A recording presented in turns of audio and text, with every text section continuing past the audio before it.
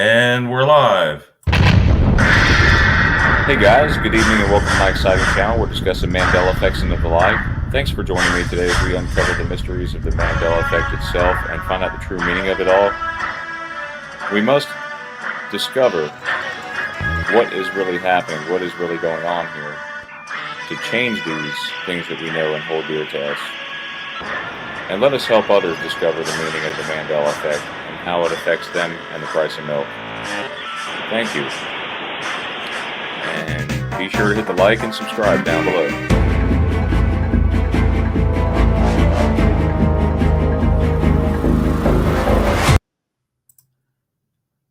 Hey, good morning, guys. I hope you're having a wonderful day. Good morning. Happy Sunday. We are having some delays with Sandy getting here to show us some of these folders. But however, we do have an awesome show to talk about here. So without any further ado, and I've got Jeff here with me. Jeff, what's going on in your world? Not a whole lot. Hey, Brian. Yeah. I sent you a couple of things the other day I want to show while we're waiting for Sandy. Sure, we could do that. Those two that. short videos with the residue from that show that I watch. That I sent you the other night. We should show those. Okay. I do have a huge one to talk about after that. Okay. Remind me, okay? All right.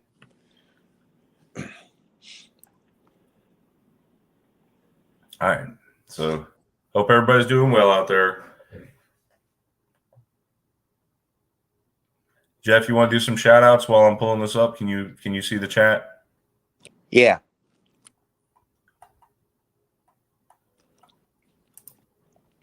We have Mandela Affected and Gainer.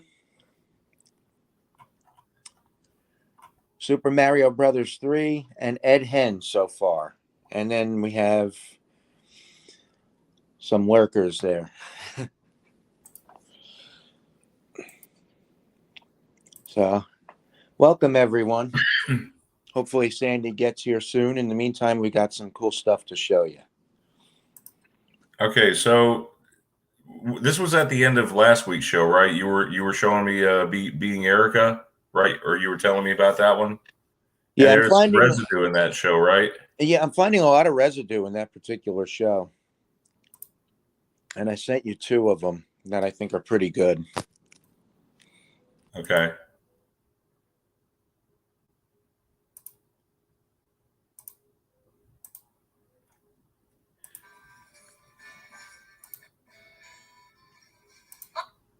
Okay. I've got it up here now.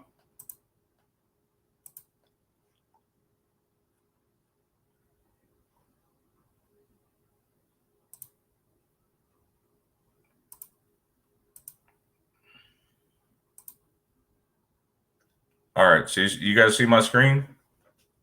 Can you see it? Yeah. All right. This is residue for a song that changed, and you found it on Being Erica. Yeah, it's residue for Jewel, Who Will Save Your Soul, instead of Who Will Save Your Souls like it is now.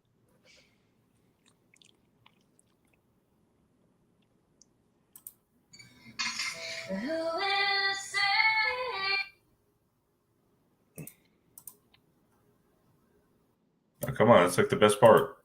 Right? Play.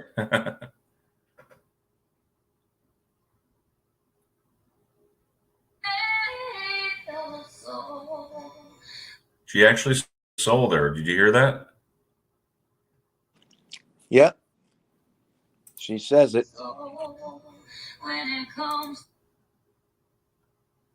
Now, how in the world did this escape the Mandela effect? Because usually the Mandela effect, when it happens to something, it affects everything. See, in the actual song that Jewel sings, she sings, "Who will save your souls?" And this is perfect residue for soul. You heard it. And I've actually heard her seeing live too, there was some residue, I think, where she said soul instead of souls.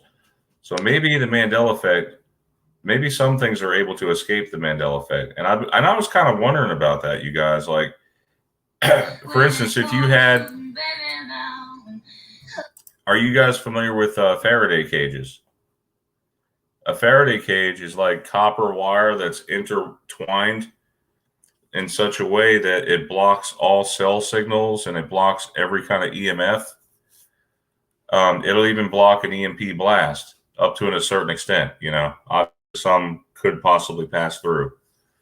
However, it may block some of the effects from the Mandela effect, and I've been curious to try that out if I could ever get a hold of a Faraday cage. Have you guys heard of that?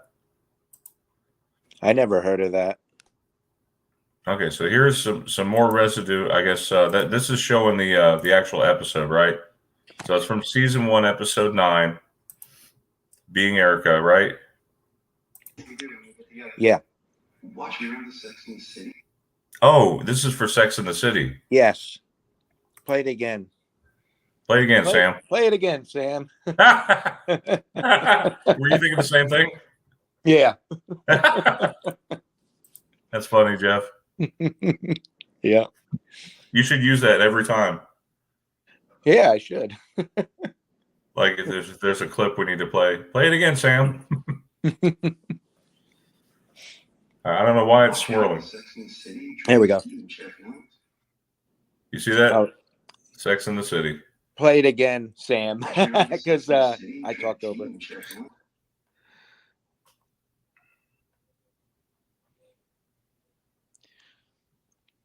Start it from the beginning, though. Okay. Just play the whole thing. I'll play the whole thing. Yeah.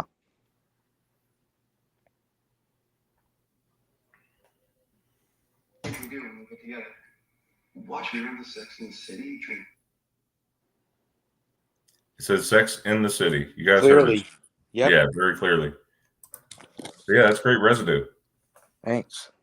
So following along a similar line as that, my parents and I were. Can you guys see me? Okay. Yeah. So my parents and I were watching this movie Fletch. It's like an old '80s movie with Chevy Chase, and just so happened that these Mandela effects, they pop right in your face, right? They just show up out of nowhere. Well, sure enough, we see something here that says something about Ed McMahon, right? Let me get that up for you guys here.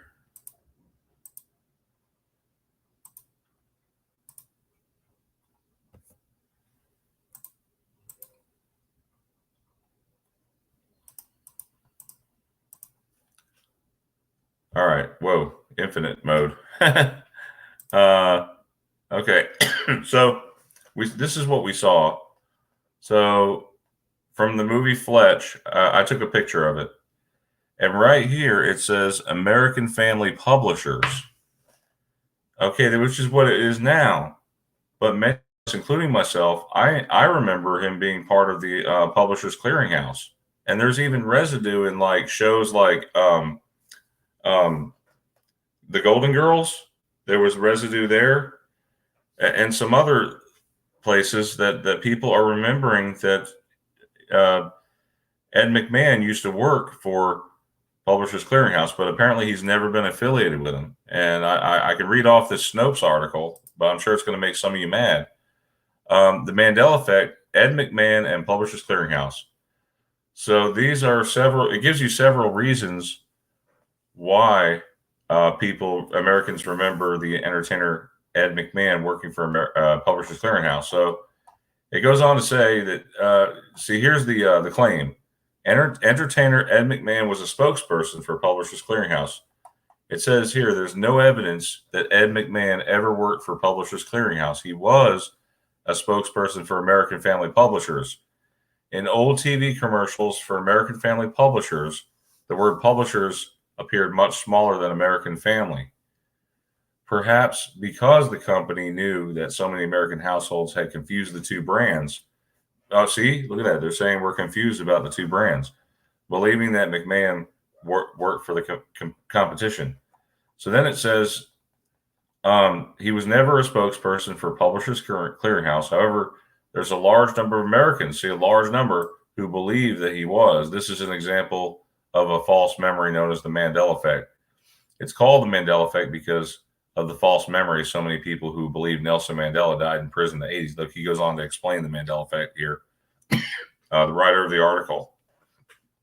So the false memory that McMahon worked for Publishers Clearinghouse likely existed in the minds of many Americans for one or a combination of several reasons. So here's the first reason they go on to say about American TV commercials, right? And I can't play the audio here, but so the PCH Prize Patrol, you remember they used to have those commercials where they'd have the Prize Patrol and they'd stop off at people's houses and hand out a big check. Well, Ed McMahon never appeared in the ads, right? This is an example of a commercial. Publishers Clearinghouse winners.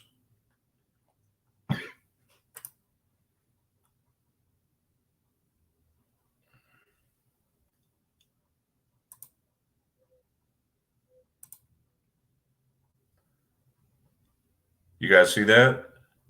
Some of these old commercials, 1993. All right. So, Jeff, can you hear me? I'm just making sure I didn't lose anybody. Yeah, I'm here. All right.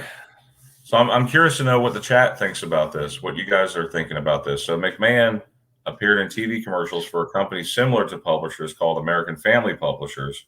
The word publishers. So then it's just explaining what we talked about earlier. Reason number 3, his face was on the envelopes.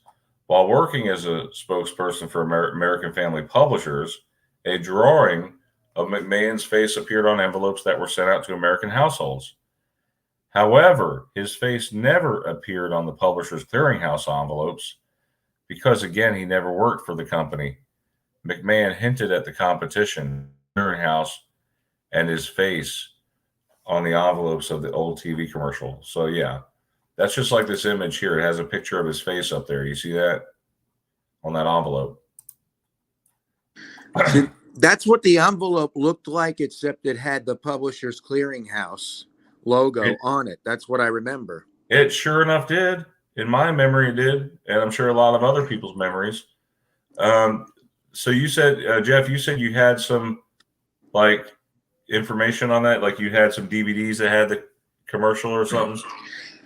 Yeah. It's a little weird, I know, but I collect a lot of nostalgic stuff, like old TV shows and also old commercials from back in the day, because I just enjoy that stuff because it brings me back to a simpler time. So occasionally I'll watch a few of them. And I used to have the Publishers Clearinghouse commercials on tapes and DVDs. I have this huge archive collection of these old commercials. And when I found out about this change, I went to the tapes that I knew they were on, and it was gone, obviously, because it never existed in this reality. In some cases, it was replaced with the American Family Publishers commercials, and in others, it was just replaced with other commercials, or in some cases, the DVD, that part of the DVD that it was on, didn't play anymore. It just wouldn't play that part, which is really creepy. And that really blew my mind, because I clearly remember, just like everybody else, that he worked for Publishers Clearinghouse. I remember hearing him say it. I remember hearing him say Publishers Clearinghouse sweepstakes. It's an anchor memory of mine, even hearing him say it. And of course, the Prize Patrol and him going to the door. So this is one of my biggest, if not my number one biggest Mandela effect. Oh yeah, this is one of the big ones. I'm looking here at this video here. This is the title of this is Ed McMahon and Publishers Clearinghouse. So let's see. It's only a minute long. I'm sure I can play some of it. Let's see if it'll quit swirling.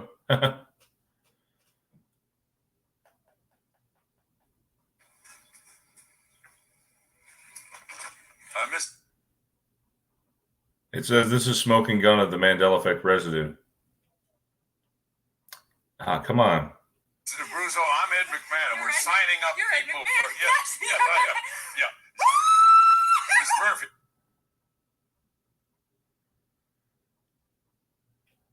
Come on. I have gigabit internet. I don't know what it is. Maybe it's the AI interfering. That happens sometimes.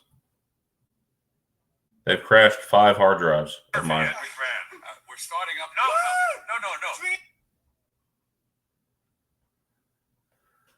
Oh boy. Let me see. I may have to switch to my other computer.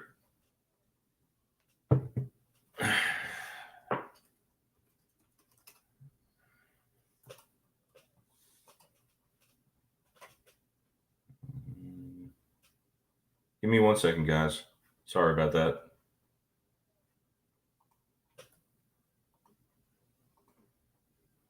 Can you guys hear me? Jeff? Yes, I hear you. Okay. Hey, Fizzy. I'm gonna log onto my other account so I can play. I want to share some of these that video because it says it's a smoking gun. I'll see if it'll let me do it on my Mac. All right. Fizzy, they're both the cool kids chats, I'd like to think.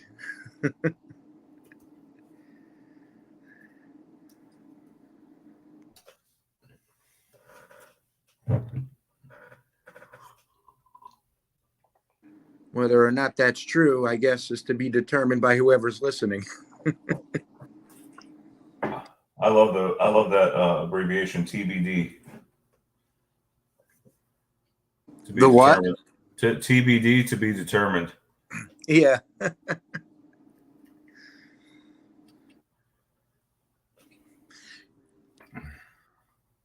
right, there might be 2 Brians here for just a second. 2 Brians are better than 1.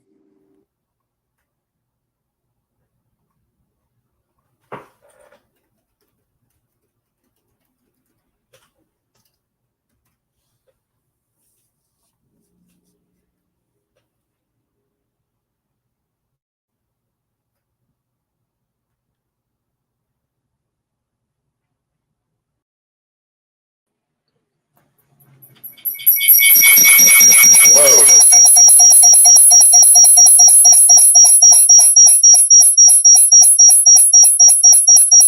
Hang on a second. Sorry about that. Okay, did it go away?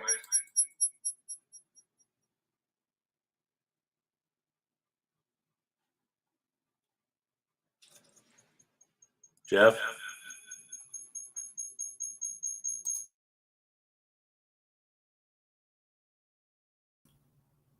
Okay. What in the world? I'm gonna leave the studio on this one.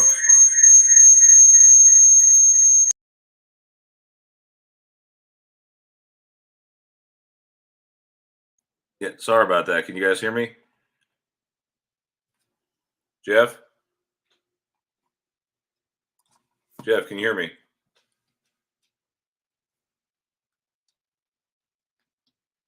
Jeff?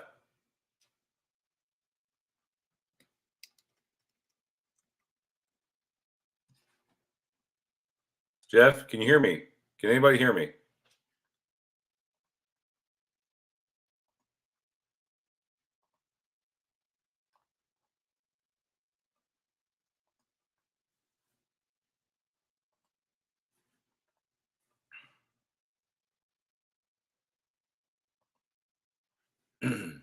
Jeff?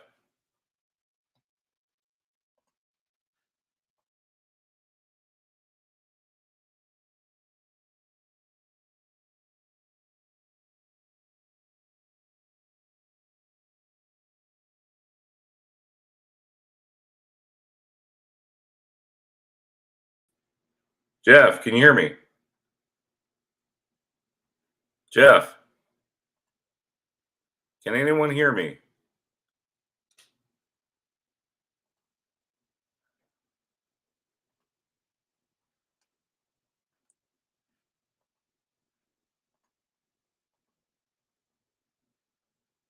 Jeff?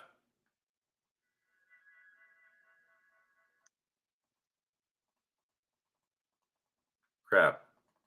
Hello? Jeff? Jeff, can you hear me? Can you guys hear me? Come to the light, Jeff. Okay, I see the chats. You guys are saying yes, you can hear me. Okay, I'm just making sure that you guys can hear me.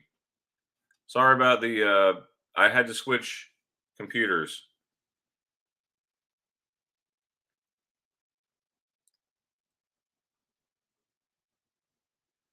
Yeah, Sandy's a little bit late today. I don't know what happened. We tried reaching her.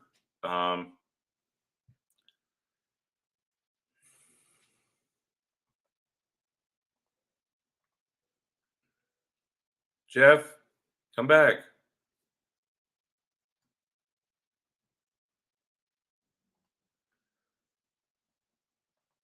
Jeff. All right.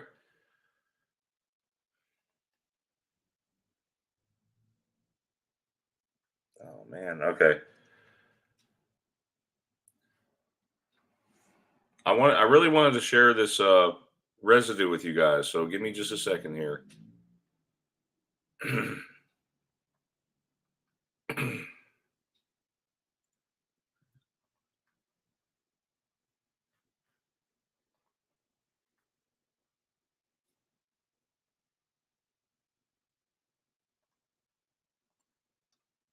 Okay, I want to show you the Ed McMahon.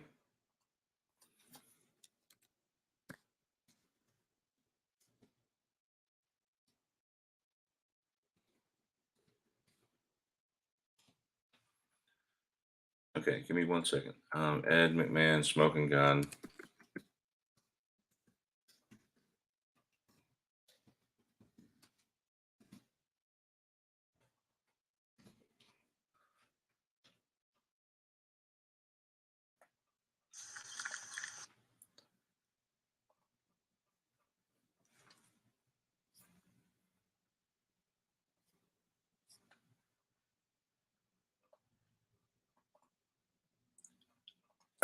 There he is, Jeff.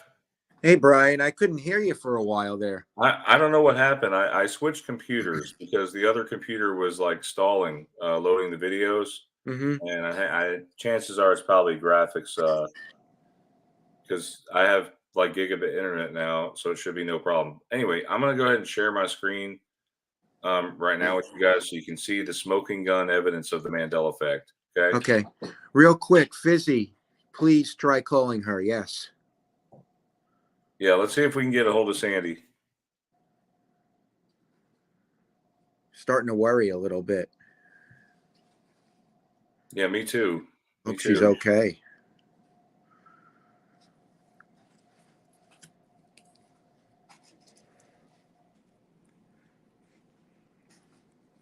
All right, so guys, this is very important here. This is the smoking gun evidence, okay?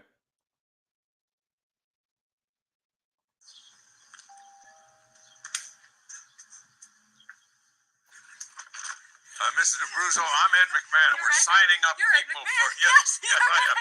Yeah. Miss Murphy, Ed McMahon. We're starting up. No.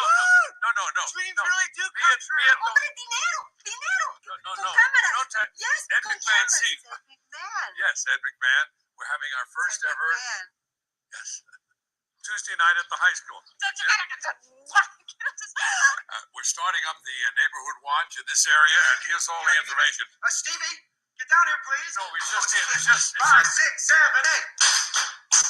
No tango de nero. Neighborhood watch. We're having this neighborhood watch, the first one. Right. I'll come back. Bye-bye. Thank you. Start a neighborhood watch. It's just one of the many ways you can help make America. Yeah, so that I mean, I didn't hear the mentioning of Publishers Clearinghouse, so actually that might not be a smoking gun. I want It to hear still is. What? It still is. Because he never went to the door in this reality. Oh, he never did? No, never handed out big checks. So it is. Wow. Why would they go through this whole song and dance? Why wouldn't he correct them? Why wouldn't somebody correct somebody at some point with all this stuff that we find in TV shows and with this stuff and with all the stuff that we see. Somebody would have corrected someone else somewhere down the line.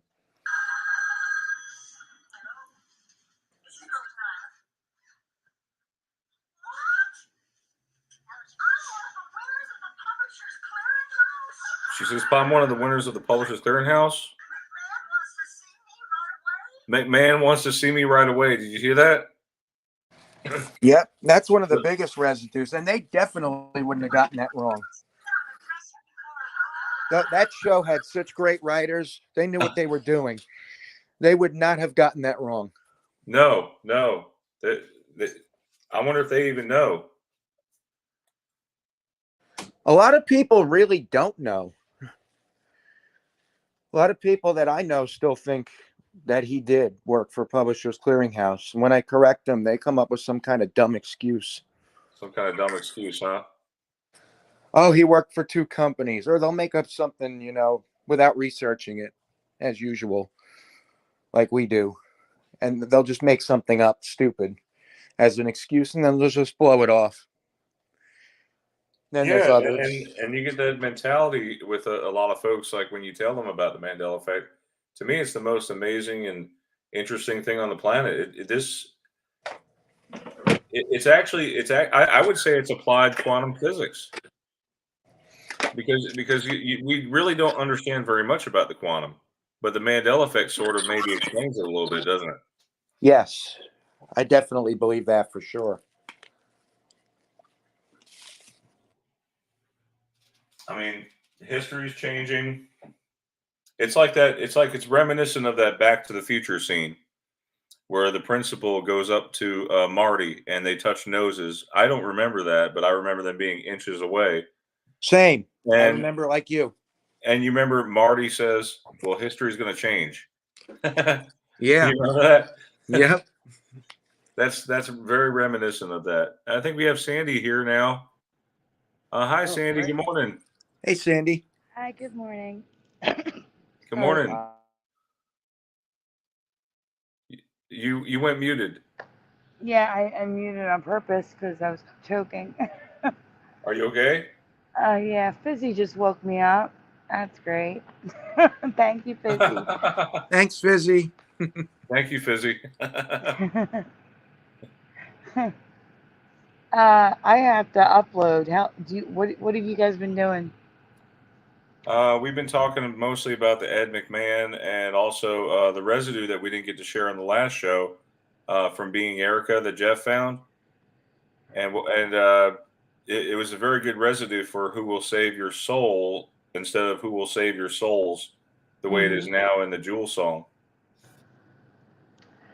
I fell asleep looking for Jeff. I looked high and low. Jeff found the Mandela effect, and I was looking for it to put together for tonight's show. I must have watched like 70 clips, and I can't find a single one. Thank you, Fizzy. Fizzy's here. Thanks, Fizz. Yeah, Thanks, Fizzy Fizzy. said I got her. She coming.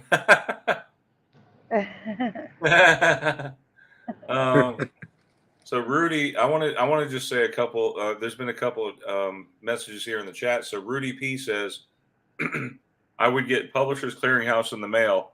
I even sent one. So Rudy, I got to ask you, do you remember? I don't know if you posted in an earlier part of the chat here. Do you remember Ed McMahon's face on the front of that in the Publishers Clearinghouse on the envelope, like I do? So yeah, Valine says yes. He was on Publisher Clearinghouse, not in this reality. You got a couple people waving. Hey, Sandy. Weird World of Wilson says hi, Sandy. Hi. I'm Valine says, uploading slides. I can't see the chat, guys. I'm sorry. that's okay. Brian. John Thomas says you never emailed me back, Sandy. So you got somebody that sent you an email. John Thomas here said you never emailed me back. That's okay. What? I was just gonna say, many people don't know it was a really rough past 2 weeks. I have not checked my email. There's been a lot going on the home front over here, but everything's okay. It's just I've been dealing with a lot of stuff the last couple weeks, so I will definitely check my email. Brian, did we give everybody the new email? I don't think we did. What is the new email? I don't even remember. I have to go look. I'm trying to upload it. We'll talk about it later. Let me get this stuff uploaded.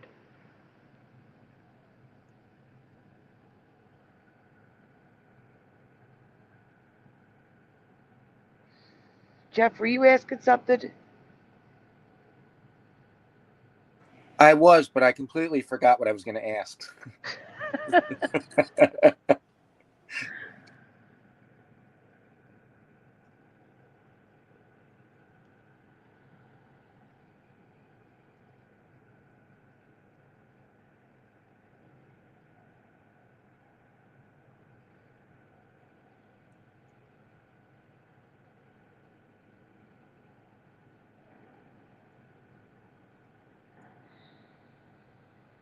Brian, where are you? Is he here? I'm here. Oh, you went super quiet. Oh, sorry. I got a survey back from AT&T. They were asking me about how Jordan helped to resolve my issue yesterday when I upgraded to gigabit internet. I said, yeah, it's great. Except only one thing. I didn't read it very well, and I marked it a 1. I thought 1 was excellent. Turns out 1 was very dissatisfied. And so I had to, when it said, is there anything else you would like to mention? I said, yes. I meant to mark the first one a 5. Sorry.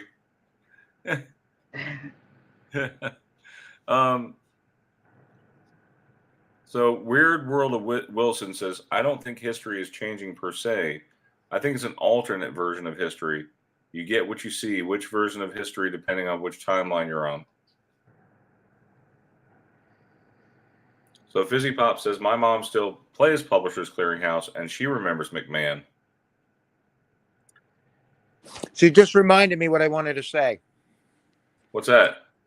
So I was watching a stream a while back where they were talking to Brian Stavely on one of the shows he was on. And one guy mentioned that he knew somebody who won the Publishers Clearinghouse sweepstakes. And that particular person said that Ed McMahon came to their door.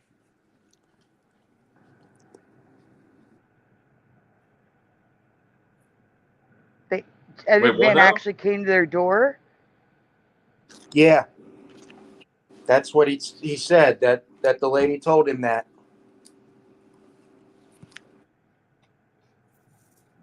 Yeah, that's a little crazy. Yeah, it is. Yep. I'm asking in the chat if anyone would like to join our panel for this episode. Sandy, how much more time on the upload? I'm sorting the folders now. How long will that take? Probably about 10, 15 minutes Okay. at the most. Okay, good. I would like to see if anyone wants to join the panel. What about Fizzy? Yeah, that would be great if Fizzy would show up in the panel. Yeah. Fizzy, come on. Jump in. The water's warm.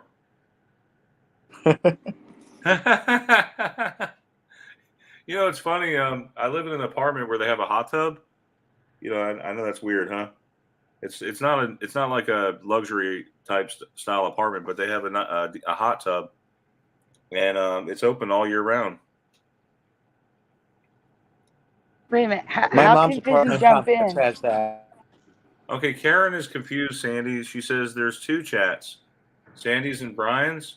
Hey, Brian Staley's here. Hey, Brian. Karen, Brian is Hey, streaming Brian. it to my channel and his channel at the same time.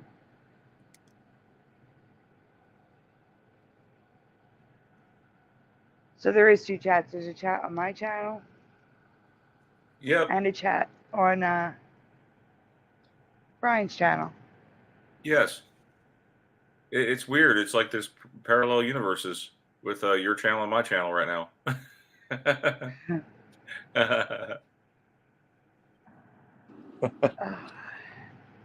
Guys, you got you're saying for Fizzy to join. How can she join? Did you? Okay, do you have Fizzy's email? Just forward her the link. No, it's not that. That's what I was going to say. Did you send her the link? I did not send her a link confused. yet. Did she agree to joining? Because we have to find out if she's interested in joining. I have no idea because I'm uploading. I can't see. Fizzy, do you want to join our chat? Well, I sent it to her. If she wants to join, she can join. I am going back to here. Now, should we ask if anyone got to see Scarab's show last night? I guess the question's out there. So, did anybody get to see Scarab Performance's show last night? With Fizzy. Yes, with Fizzy was on there, and so yeah, so it's good. I'm glad that Scarab is back doing live shows again because he was gone for quite a while, you know. Yeah. Okay, Rudy says I can't join at the moment. Thanks for asking. Karen is actually on both chats. Karen, do you have a wrench on Sandy's channel? Yeah, she does. She does? Okay, good.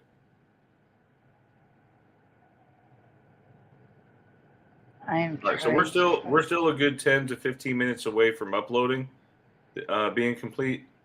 Would anybody care to? I can send the phone number if you want to call in. And somebody want to call in, we could do that.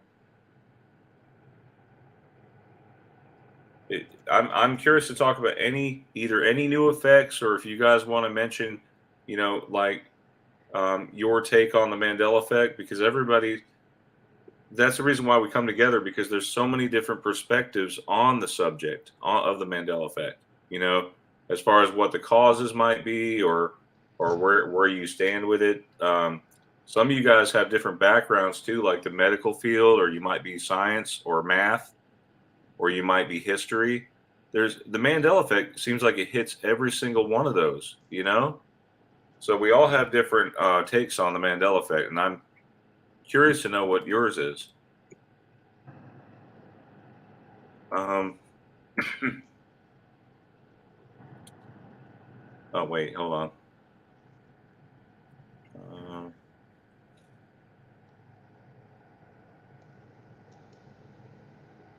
New window. Hold on. New window.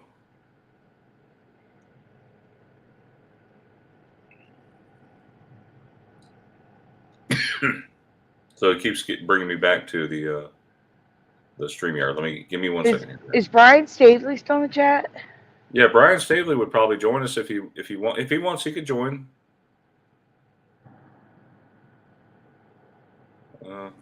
I'm wondering if he remembers that particular show he was on, with the thing that I mentioned, with that host of that show saying that he knew somebody who won the sweepstakes, and Ed McMahon coming to their door. Wonder if he'd remember the guy saying that to him.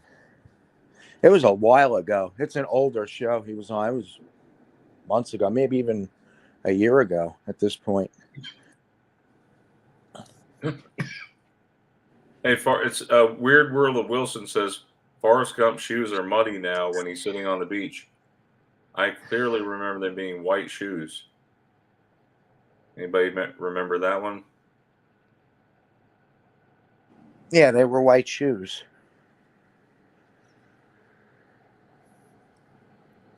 So much in that movie has changed. Yo, hey, Voynich. Yeah.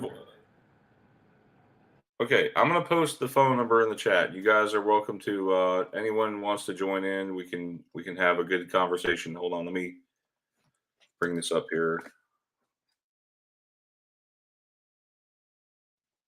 I was in the wrong tab. I was in the my other email. Hold on. So sorry. I haven't used my Mac computer in like a month.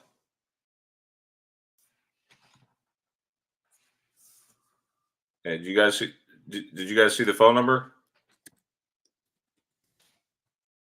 Anyone? Did you guys see the phone number I posted? I can't see the chat. I'm sorry. I'm focused on uploading and getting them in the right order. Hey, pushing button 62, welcome. If you're new to the channel, please hit the like and subscribe. Splatter. Hey, Splatter.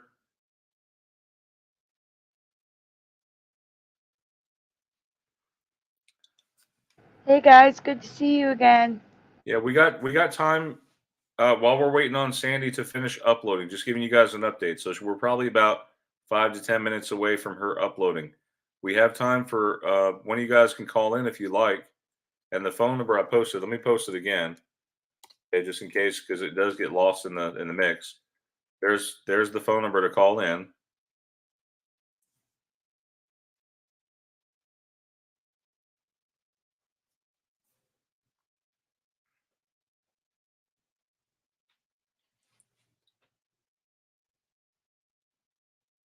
Oh wait, your phone number is not showing up on Sandy's chat. Let me post as you, Sandy, okay? There you go. That's for going it. to your chat now.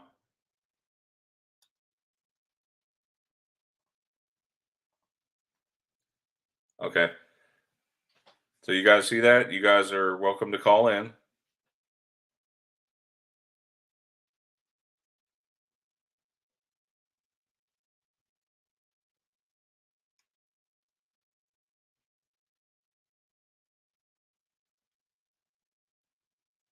Yo, Fizzy, are you got time to call in?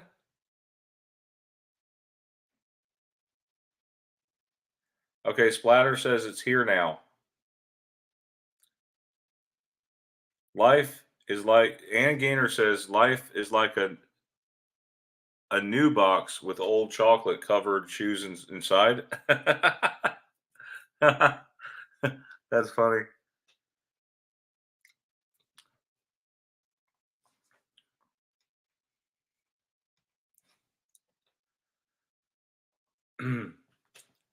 Yeah, Jennifer says I thought StreamYard usually has a link to join. That is true. Usually there is a link to join.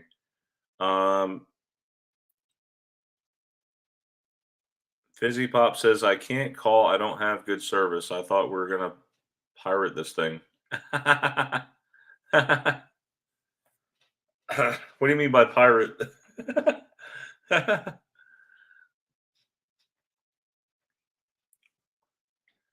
So there's kind of another No. Mandela effect. Speaking of Oh, pirates, wait. guys. Fizzy, I actually sent you a StreamYard link. Yeah, Fizzy, there's a StreamYard link. But yes, so what I remember is with pirates who had the eye patch. I thought it was because like a shark got their eye or something like that. Either that or they were swashbuckling and maybe somebody with a sword cut their eye out or something. That's what I always thought. Did you guys think that too? Hang I'm on, we got sorry. somebody. I think somebody is trying to call in. Let me call them back. Hold on.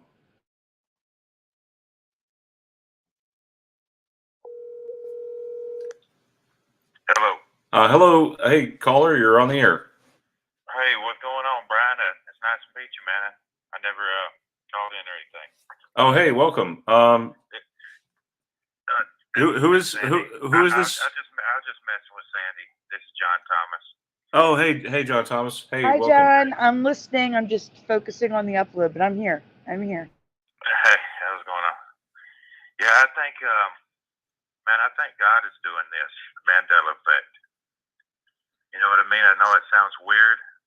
I know people got off on like rabbit holes with Zachariah Stinson and following like Sumerian tablets that, you know, God's a lizard, he's an alien and all this stuff. But I think the way it works, everything in the universe is inside of his head. You know what I mean?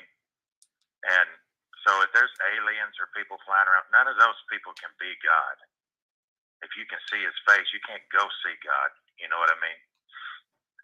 But I think what's happened is they turned us into like a bunch of scientists.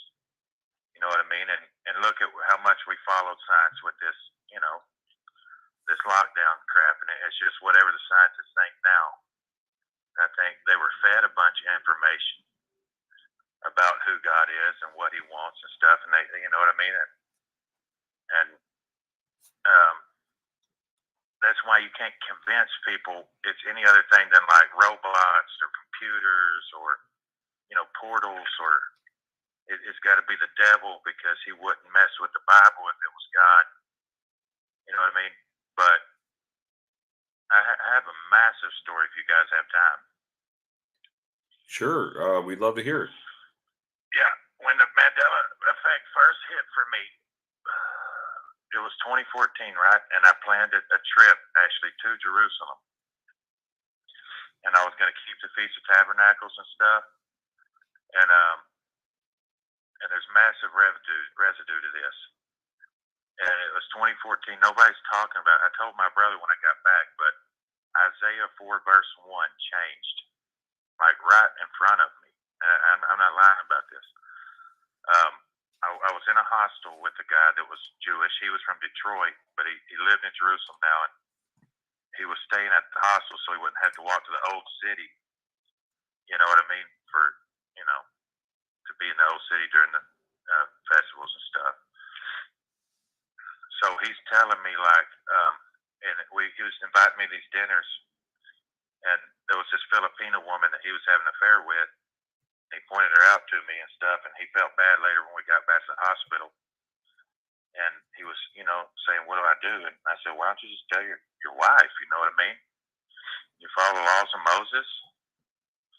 And he said, "Yeah, I know all that, but you know, it's modern times." And he said, "I still feel bad about it." And then I said, "Well, you know what Isaiah says in Isaiah 4 verse 1, and I quoted that to him. He said, "I've never heard that in my life." And he's studying Isaiah with his rabbi Maklis at the time, the whole book. And I said, "Yes, let me go get it." And I got out my Bible, and I go to read it. I find the passage I'm looking for. I'm looking at it. Everything's fine.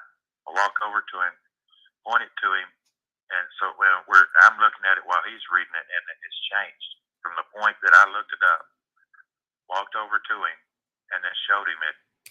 He used to say 6 women will take hold of one man, and then it said 7.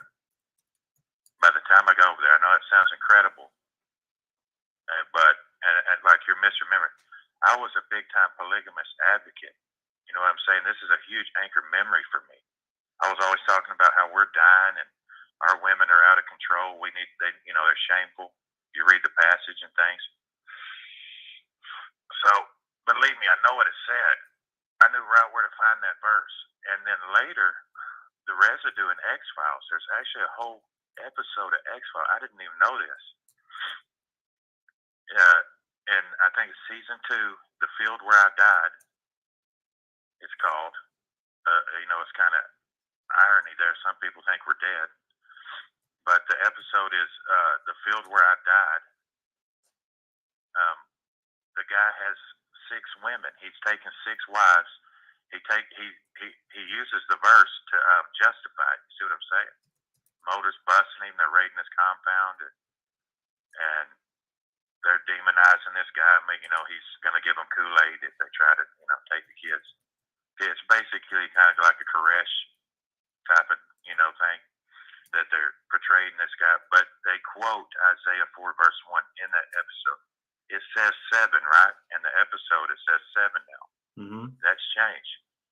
But there's 6 women. There's 6 mugshots, 6 wives. Scully says I have 6 wives to interview. It's all 6. You see what I'm saying? I know it was.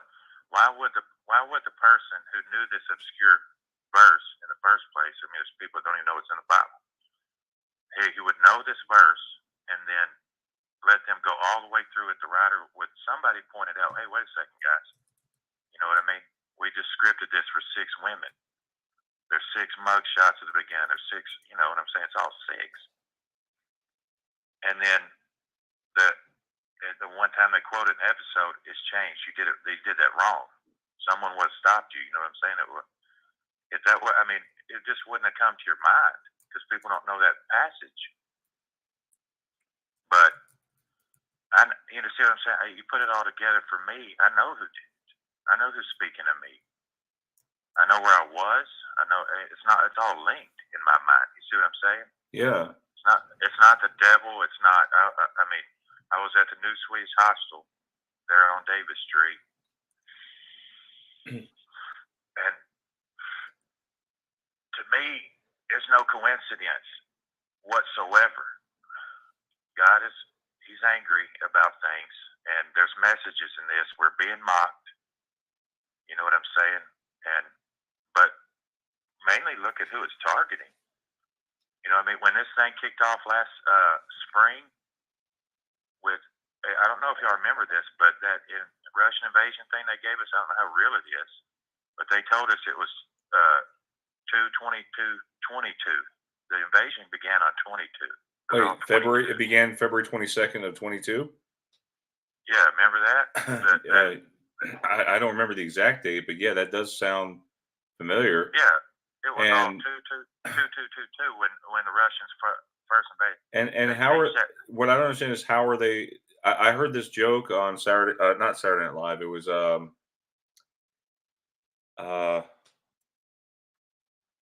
who's that comedian? What's his name? Dave Chappelle. And see, he is a Mandela effect for me because his show used to be the Dave Chappelle Show, and now it's Chappelle's show. And see, Dave Chappelle made a comment about Russia or the Ukraine thing, and he's like, "Yeah, it's like if Russia losing to Ukraine is like, it's like the United States losing to Colorado." I mean, right. I thought that was pretty funny. But you know who else did something like that was Roy Jones Jr. You remember when he fought Mike Tyson recently, and Ray Corona was the referee? I thought it was like a hologram light show. Nobody was even there. It was Mike Tyson fighting Roy Jones. It didn't look right. It looked like, you know what I'm saying? It looked like Ray Corona means light Corona. So is the referee a hologram? You know what I'm saying? There's no witnesses. But afterwards, I think it was the Roy Jones Jr. and Mike Tyson was sitting there. You know, they had towels. They just supposedly fought. And Roy Jones Jr. keeps saying, "Shout out to my Russian people. Shout out to my Russian people." Like this is just before it happened. At the end of 21, I think is when the fight was. He kept saying, "Shout out to my Russian people." I mean, what is? I didn't think about that then. You know what I'm saying? But what's that about? Why is he just out of nowhere saying that shit? It's not even in the news yet. You see what I'm saying? But no, yeah, to me, that's what all this is. You know what I mean? It's an entirely linked up thing, but when this thing first happened, I don't know if you remember this, when the Lebanon thing, with that thing blew in the port of Lebanon, a whole bunch of name changes changed. Lebanese, I remember 2 E's, just like cheese. You know what I mean? You can't make it a long E with 1 E, like sleep and all that. You see, all the E's is changed. It was Lebanese. Taiwan used to have 2 I's in it. I mean, Chinese, Japanese, all the E's has changed to Essie at that time. And then Kiev changed to Kiev. I don't remember if you remember the city of Kiev. Yeah, we were, that was a big one when that happened. Yes. Completely agree. Right when they did that, it changed to Kiev. And that is not spelled Kiev. No, exactly. The Kiev word changed for me too.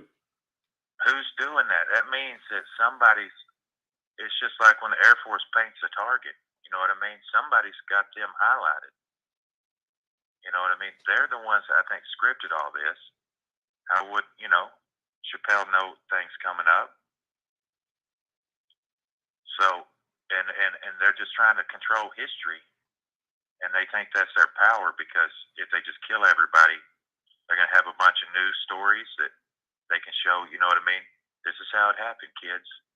You know what I mean? They'll be listening to Bill O'Reilly and then Hannity and them break it down, you know, and it's all just nonsense. And when we're watching it now, it's like it's so absurd. But if we're all gone and they're teaching the children this is what really happened, they're going to think this is real stuff. You know what I mean?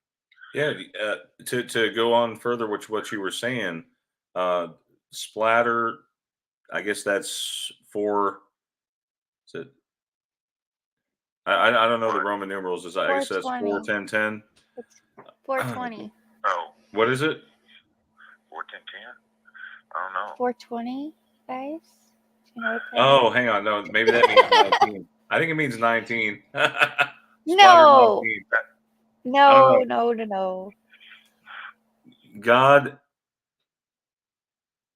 God wants us to. Anyway, let me just say what he says here. God wants to see who is paying attention. I think so too. Absolutely. And it tells you what you were paying attention to. There's no way to hide it. You know what I mean? Like if all I did was play Nintendo, the only changes I know about is on the Nintendo. You see what I'm saying? It's showing us what we was paying attention to. I mean, there's certain things that we all know. You know, we know Ed McMahon, the guy on the envelope had glasses. The little cartoon. You know what I mean? The guy had glasses, and he all fooled us when he was little. Made us think we won money, and then he had to be real sad. I mean, everybody did it. We know what the guy looked like. We know who the culprit.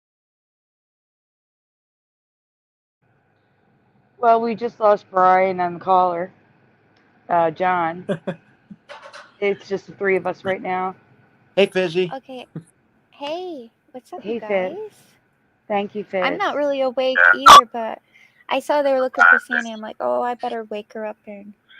Oh, are they back? Yeah, you were saying to you, it's no doubt in your mind. No. That the higher power that's doing this, it's the people that with all the money he's mad at. You know what I mean? They're the ones controlling this shit. You know what I mean? Mm-hmm. I believe in a son of God. I believe blesses the poor. You know what I mean? I believe that's the only way you can see God. And I saw recently where that you can see his son, and that's it. His son lives in his head too, with us. Mm-hmm. You know what they were saying. You know what they were saying about that singer that starts with an M and ends in an A. You know,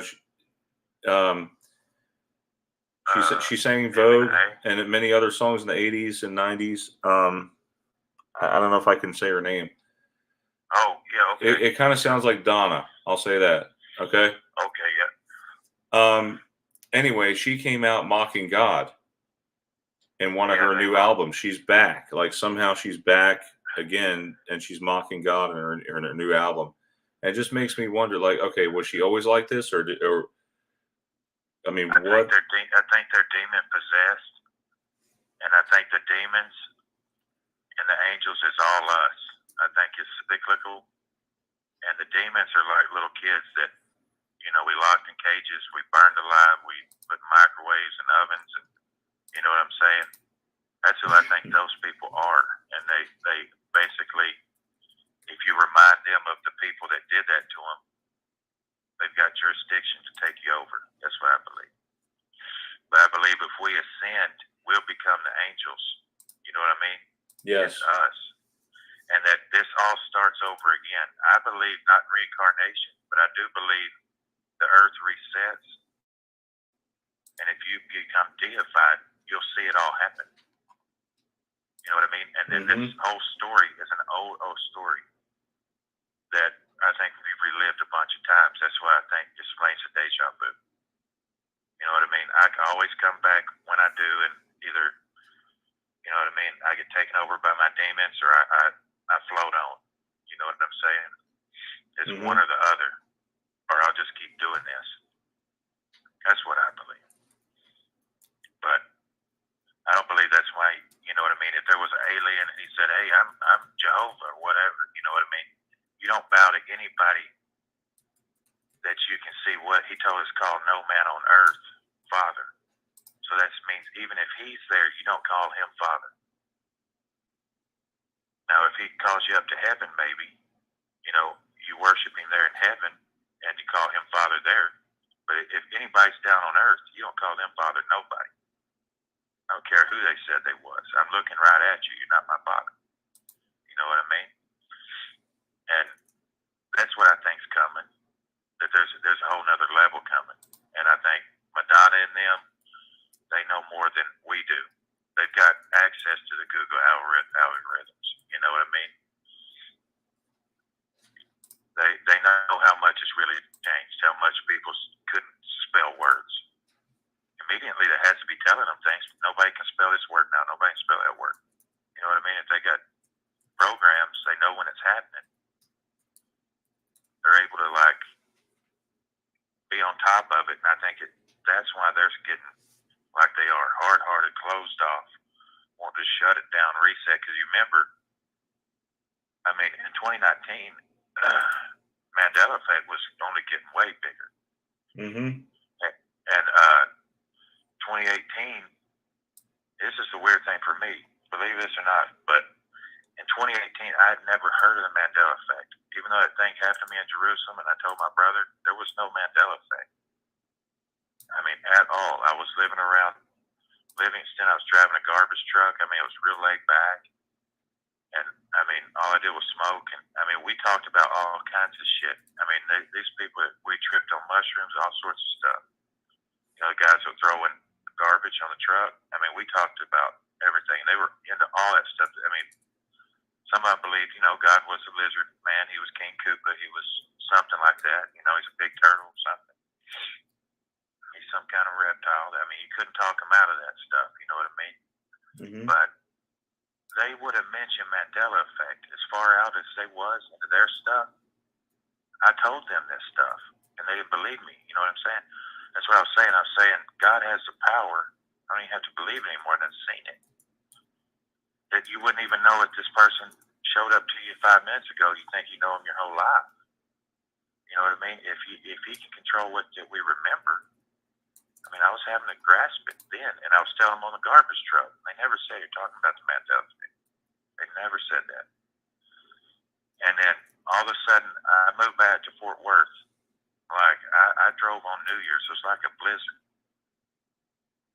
The next day was January 1st, and I drove up to, but I know I didn't crash and die. You know what I'm saying? I was going super slow. Anyways, but so I come up to Fort Worth. The very next day that I get on my laptop, and I log into my new, what's it called? You know, Wi-Fi and stuff. Mandela effect is like all over my YouTube. I didn't even know what they were talking about. And when I started clicking on it, I said, wow, this is awesome, man. Now people know what I'm talking about. You know what I mean? I thought we were going to be like famous on that. I mean, I had a story. All these people had stories. I knew what they were saying was real.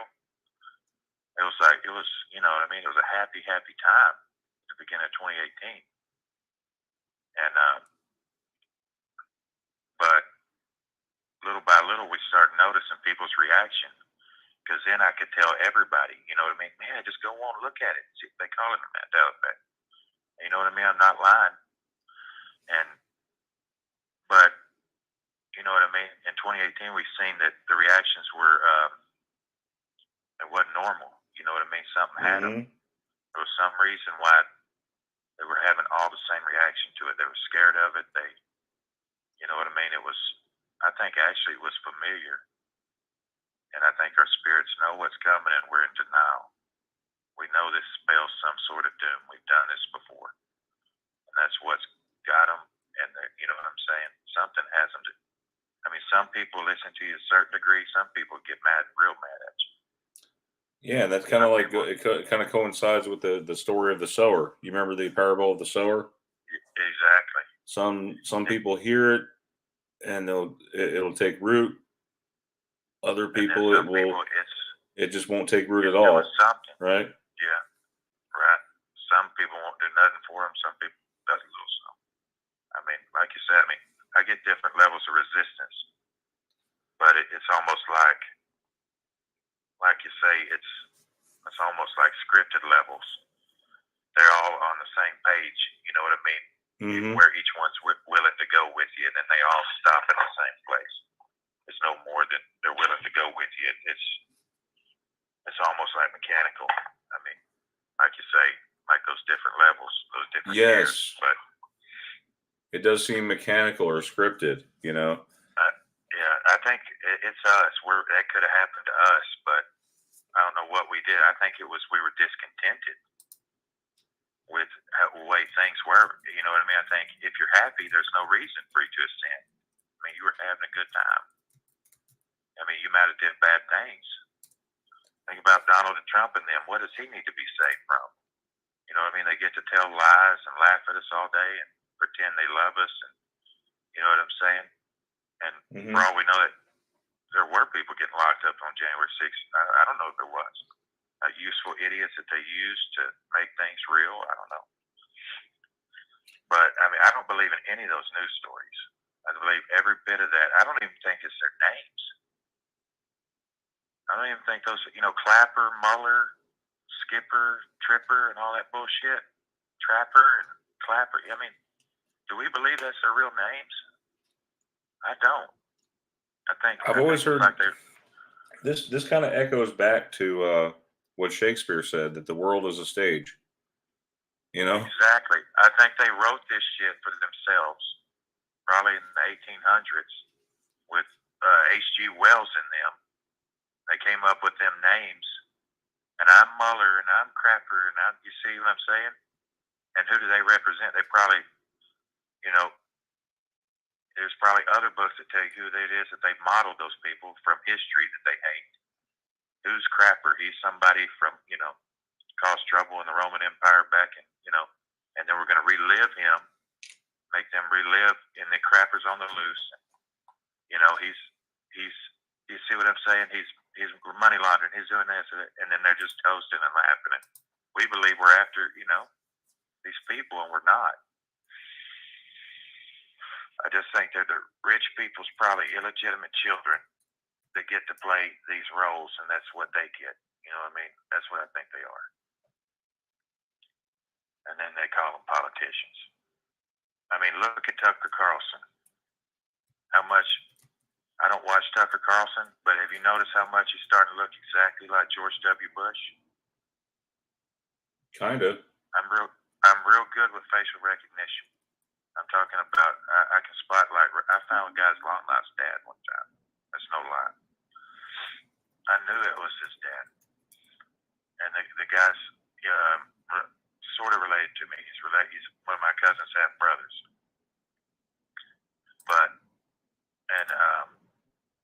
Anyways, what was I saying?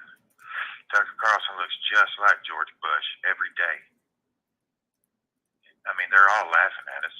And that's why this is happening to them. That's why they're angry. There wasn't nobody that was supposed to do this to them. You know what I mean? That's what, like Pharaoh said. Same stuff. And what happens is that we're seeing the stages of what happened to Pharaoh. Their hearts get hardened. You know what I mean? They don't want to accept it. You're the problem. You know what I mean? Mm-hmm. You're calling everybody lazy while they work way harder than you. You know what I mean? You just can't make it to where anybody can live whatsoever. Even if they are happy to be slaves. You're just making it too hard now. You know what I mean? Then God hears that. And then people like them don't like to be the one with everybody looking at them. Because remember, it says that the wise men and everybody eventually had to turn on Pharaoh. But it didn't stop him. He still, rode out with people and got them drowned and things. But there was no choice. He had ruined them. It was, he was the problem. At some point, your entourage has to turn and look, you know what I mean, and say, you're out of power. You know what I mean? I think that's what's happening to them, and they're doing this desperate shit, and it's so shameful. Pharaoh will stand up and condemn these people. You know what I mean? They're making everybody look good. But, we've come further down the line. I mean, what do you expect? To me, I think if we just start realizing we're the children of all time, you know what I mean? We keep thinking these scientists are anything but little kids like the rest of us. You know what I mean? Maybe they know something today. You know what I mean? Tomorrow will change, and it'll be a big joke, and you know what I mean? But we keep seeing them like Fauci's an old man and Biden's an old man. These ain't old men, man. Old people are gone. You know what I mean? We gotta wake up. But that's what I think's happening here. There's no doubt in my mind. No doubt. Well, you know where I come from. I don't know if you, John Thomas, I don't know if you've seen my... I used to listen to Scarab, and that's how I would hear Sandy. Yes. Sandy is on Scarab's show sometimes, and Fizzy's on there usually all the time.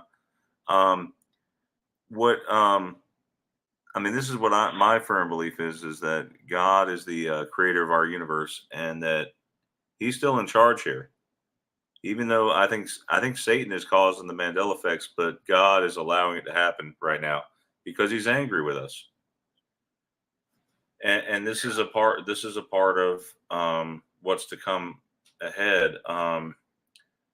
We already know that some big tech companies, I won't say who, but we already know some big tech companies are working on a digital sort of passport to get you through to places, and it's all going to be tracked. I mean, we're going to be tracked.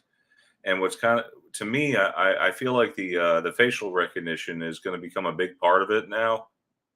And you're going to see a lot of deep fakes out there. There's going to be deep fakes, and there's going to be more cybersecurity issues, companies getting hacked. And so we live in a tormentuous world here. I don't even know if that's a real word, but we live in a world of torment. Exactly. They're God is still in control. Worse, just the same thing. They're making it unbearable. A world of torment. That's what I'm saying. Same thing. I wanted to thank you, John Thomas, for coming on and sharing your portion there, and keep on believing. Don't lose your faith, no matter what happens. And don't think you're crazy, because the first thing you said was that you said something along that you may think I'm crazy. A lot of people believe God is at the root of all of this. You're not alone in that. That is not a crazy thought at all. So don't start it out like that, is what I'm saying. And I actually had like a silly one that happened like in 2010. I didn't want to believe it. That one made me did kind of think I was crazy, but I used to watch the Vikings a lot. Remember that old movie, The Vikings, with Kirk Douglas? Mm-hmm. I had like a little ritual when I'd come home. You know what I mean? I'd start making dinner. I was single at the time. And everything, loaded DVD, everything just came on, when I came in, and the Vikings were playing again. And the part where the witch is there with Eric and Sandpiper, and he's tied up in the water, he started getting, remember, he couldn't feel his legs. He says, "Keep tied on my legs." And then she says, "You must move your legs, Eric." But she said, "You must move," like that. She said a ha move, right? She said it all like really, really emotional with like her whole chest. She said, "Ha move your legs." Now, and I used to laugh at that. And then he'd call on Oda, and he said, and Oda and all that. I know that anchored into my mind. Wow, she said that. And one time I was telling my brother, same brother I told about Jerusalem, and because I used to say that, they didn't know what I was quoting about move your legs, and then I told them, and they were like, "I don't think she says it like that," because people say I exaggerate a lot, right? And then when I watched it, she just says, like, plainly, she says, "You must move your legs, Eric." Like she didn't even care. You know what I mean? And I was like, wait a second. And then they were all laughing at me. You know what I mean? And because they say that was their point. It's not just my brother was there, my sister was there, my brother-in-law, and they all wanted to see what this was. And we're all high and drinking and shit. So I put it on, and it's nothing like I say. You know what I'm saying? How you feel in a situation like that. And then Kitala says, "Let's move your legs." And then you think you're crazy. And then they said, "Well, I don't know what to tell you. I just laughed at them." You know what I mean?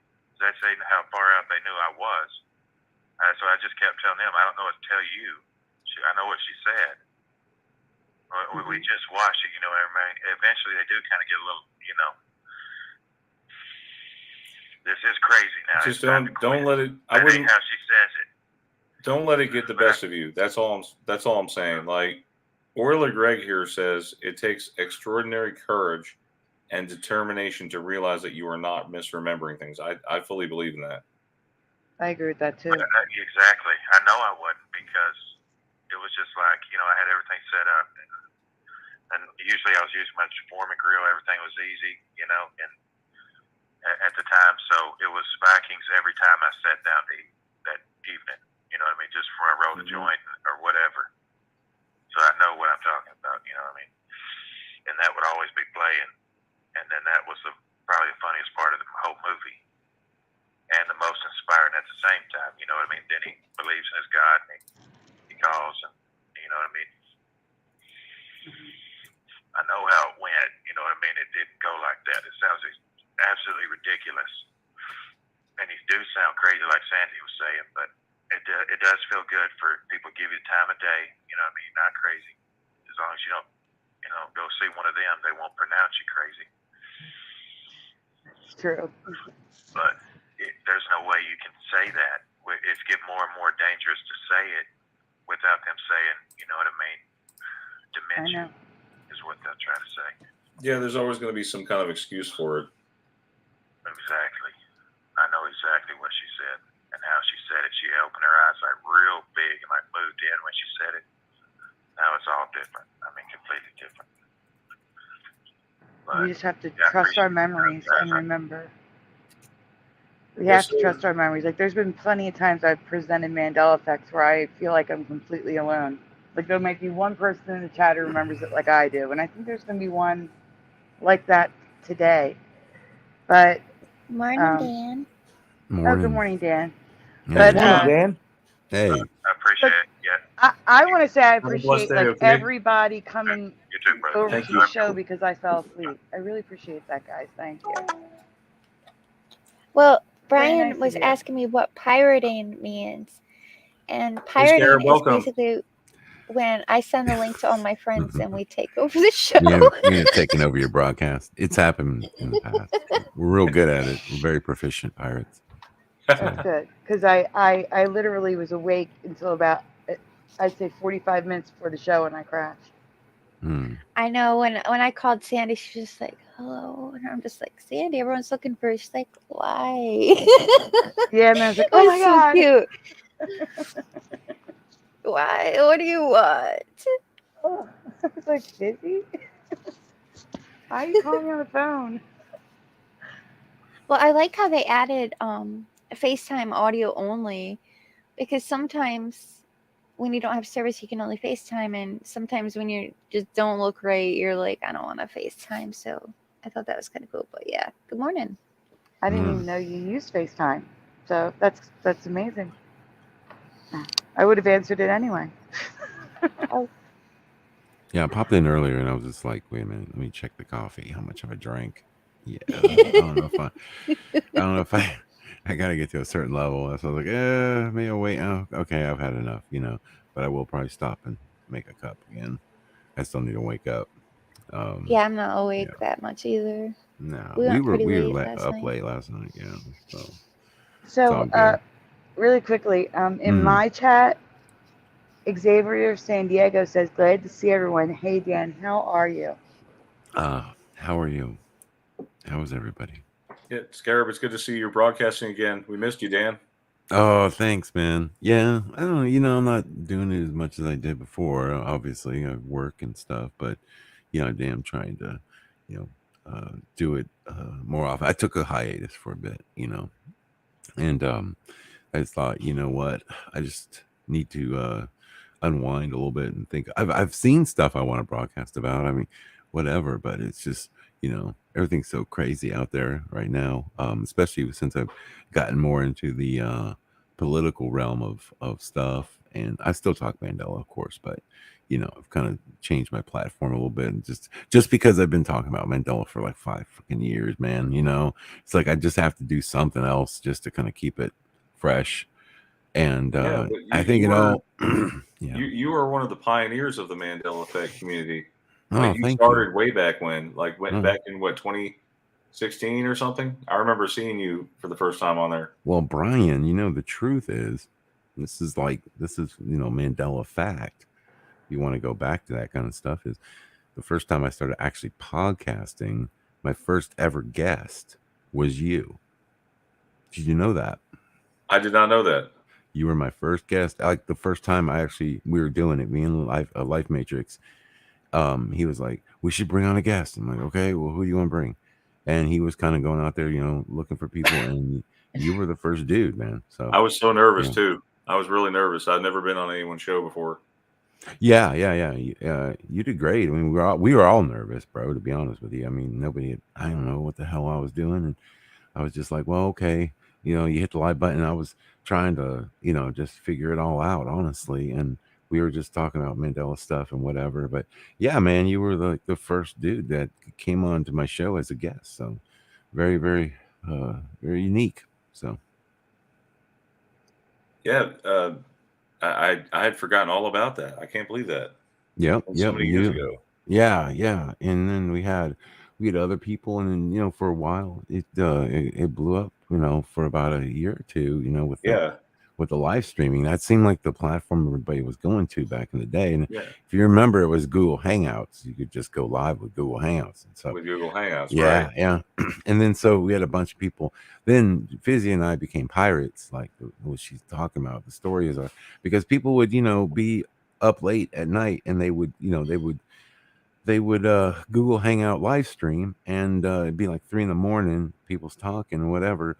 Iman, all those. You remember, Mr. Iman? Obviously, you remember, or Mrs. Iman. You remember him, so you remember all that stuff. So the thing is like we would have all that, and he would fall asleep. He'd fall asleep, and we would jump in his broadcast and take it over. That So was so much fun. I gotta ask you though, Scarab. So, I'm fairly certain this was one of your earlier videos. You remember covering Gatorade, Quench Your Thirst versus Thirst Quencher? Did you do that video? I don't know if I did an individual video. I mean, obviously we touched on them. I don't know, man. I have to go back and look and see if I did a Gatorade one. I can't say for sure, dude. I did. There's like, I don't remember how many videos, like hundreds of Mandela videos, right? Probably in the hundreds. And did you get demonetized too? Because I did. Yeah. I not only got demonetized, I got like they don't want you sharing nothing. I remember I had there was this video about Ronald Reagan, and it was just a historic video explaining that he had been shot at by the same guy who was jealous. You remember that one? I don't know if you recall that in history. Well, I remember the guy who shot him. You remember the lady who did that Coppertone commercial or whatever? She was a child when that commercial. Jodie Foster. Apparently, Ronald Reagan, and this other guy were in love with the same woman, and so he wanted to shoot at Ronald Reagan. Well, I was showing that video, but I had no idea that caused my channel to become demonetized. Just by sharing that little short clip. So the story is that Ronald Reagan was in love with Jodie Foster? No. Or was it someone was. His assassin? His assassin was in love with Jodie Foster. Right. Yeah, I remember that. Sorry. Okay, yeah. Well, I don't know, man. So the way they demonetize people, Hinckley. It was Hinckley. Hinckley, yeah. The way do this. His name is Mandela affected, by the way. Probably. I think I have a folder on that. Sure. I can imagine. I mean, I've seen a lot. There's names in that. There was a guy, there was a plumber, his name Mandela. Like, I'm 100% sure it did. I was looking at my old So I write down all the invoices right in my database. I kind of keep track. It's like a spend down sheet of all my spending for the month. And I write out, the name of the plumber of the company. And I was like, dude, I know this dude's name changed, man, because it has an H in it now. It's and I was just like, okay, there wasn't an H. And so it's weird because, again, it's always, I noticed a lot about Mandela, man. And to me, I see a lot of this either like a kind of like a feminine sort of or masculine sort of battle going on here, like the energy wise with the Mandela effects. A lot of I was like, okay, so stay with me on this. Like, so remember Volvo? It was just a circle. A lot of people remember just the circle, and then now it has the male symbol, and then his name was Wise, WISE. Now it's HWHISE. So that was like, wait a minute, no, man, it was just and I have it written WISE. So I was like, dude, no, man, there's no way that H was there. So now it's his. Again, I see a lot of this. Now I'm not saying every one of them, but like I do see this like weird, like feminine, masculine sort of energy battle going down.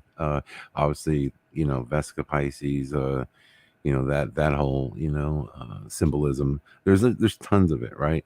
And like I was telling people before, I was like, when I researched, man, I was looking into the more esoteric understanding of what was going on here. And I had said that, man, I think this thing, it's weird. So if you think of Vesica Pisces, two circles a circle represents the woman. They come together. The center of that is you can also say that the world, the earth, is the woman because of our realm of existence in the physical. And you think of those two circles come together, two worlds. Inside of those two circles, like that overlap, which was, if you think about it, seeing two worlds or seeing multiple worlds, that overlap would be the center of the Vesica Pisces, which actually is called the Mandorla. And I thought to myself, what if they just changed the name to Mandela? It was actually the Mandorla. Like maybe it was a Mandorla effect because what we're seeing right now, we saw this happen in the beginning. Like a lot of people don't remember Bloomingdale's, root beer, a lot of these logos that were merging, the O's were crossing over to each other, forming that Vesica Pisces. Very strange, So I always thought like, is that part of this whole thing, And obviously there's a lot going on there with that. And again, it's a deeper understanding of stuff. And that's kind of where, the Mandela took me, not just talking about the effect itself. I was trying to get down to the bottom of like, what the fuck are we all in here? What is this all about? Obviously I believe it. And I went with it, but I just, I think effects are great to point out, but at the same time, I think it's, high time that, our researchers and things like that in our community really should be taking a more deeper look at the real meaning of why this is happening and what it means for us in humanity. Well, yeah, because all we're looking at here is the surface. It's like the tip of the iceberg. There's, with icebergs, there's so much more that's underneath the water that we just don't see. We don't see. I don't know if we'll ever find out but through talking with each other, that's what helps us try to understand the meaning of it. Like, what do we have in common? Mm-hmm. What are some of the commonalities? And Sandy was talking about this poll that we did in the group. And what was the number one reason, Sandy, or number one thing we have in common?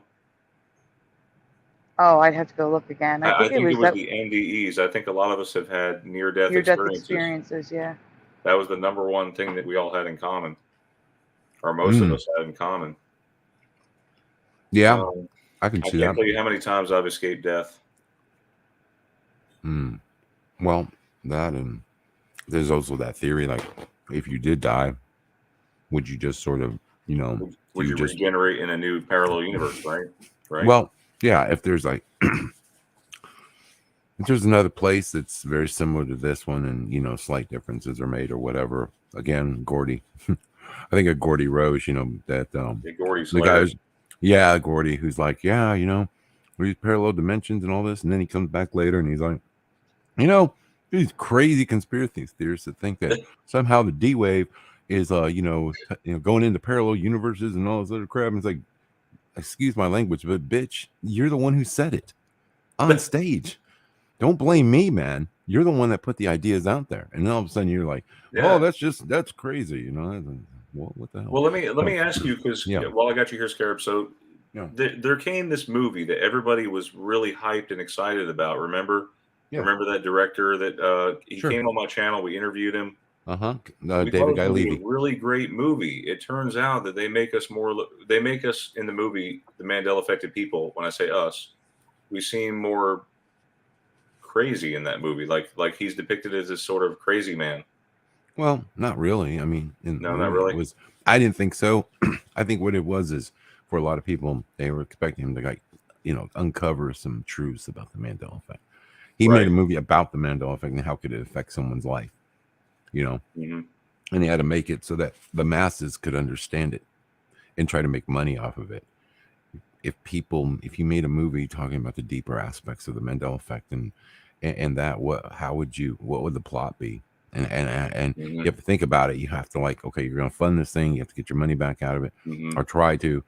And so, I think that the storyline for the masses was fine.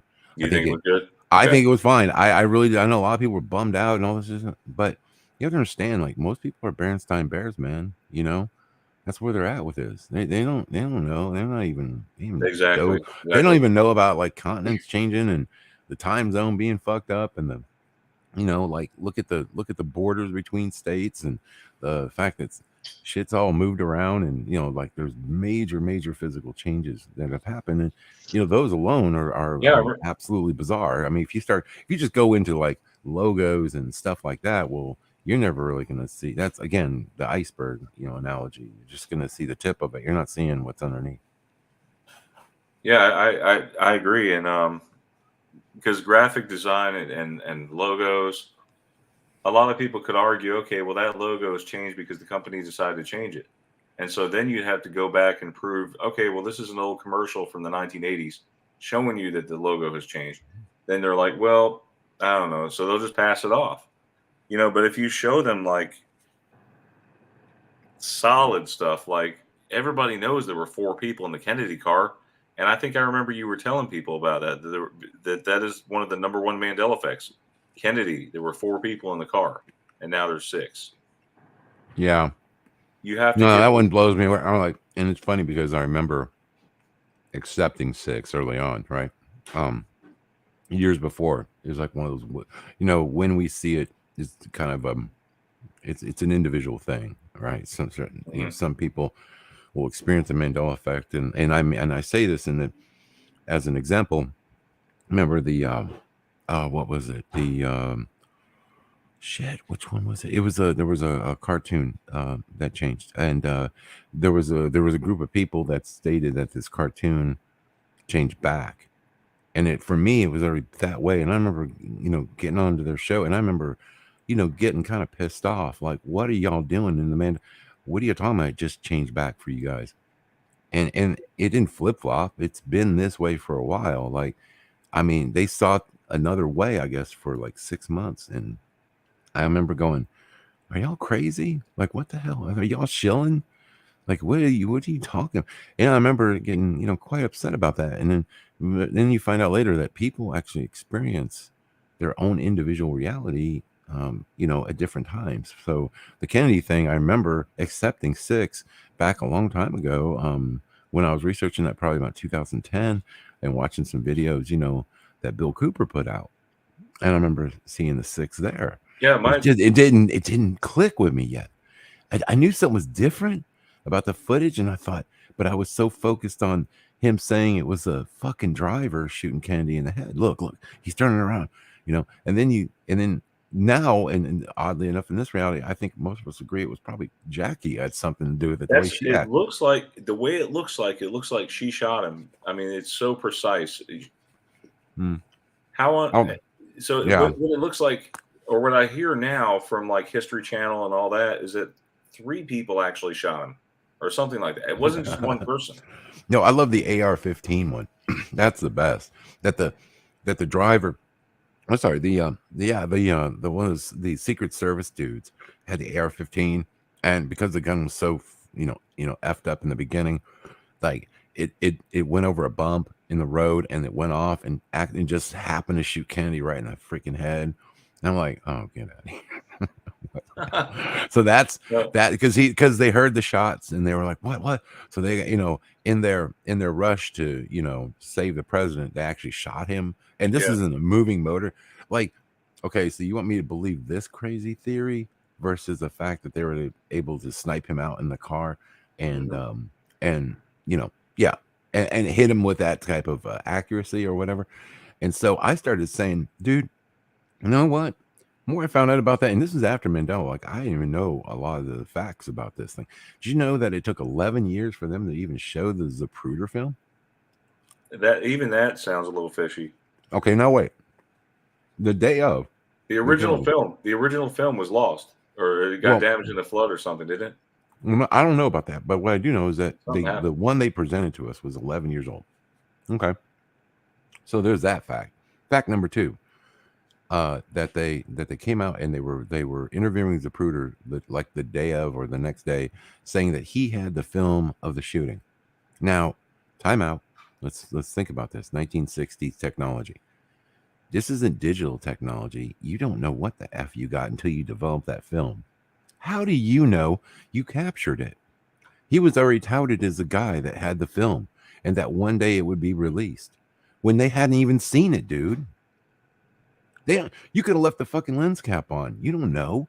Why was the media portraying him, putting that narrative out there, saying that Zapruder is the man? He's got the evidence. One day we'll see it. 11 years go by.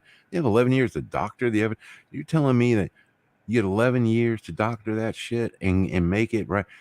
Yeah. So my point is to the whole thing, right, is on that day, because nobody had cameras, nobody else had any individual way of filming the event. How do we know that's the event? We do know that in 11 years they did reenact the event. So let's not be stupid. They could have completely reenacted an event to give us the narrative.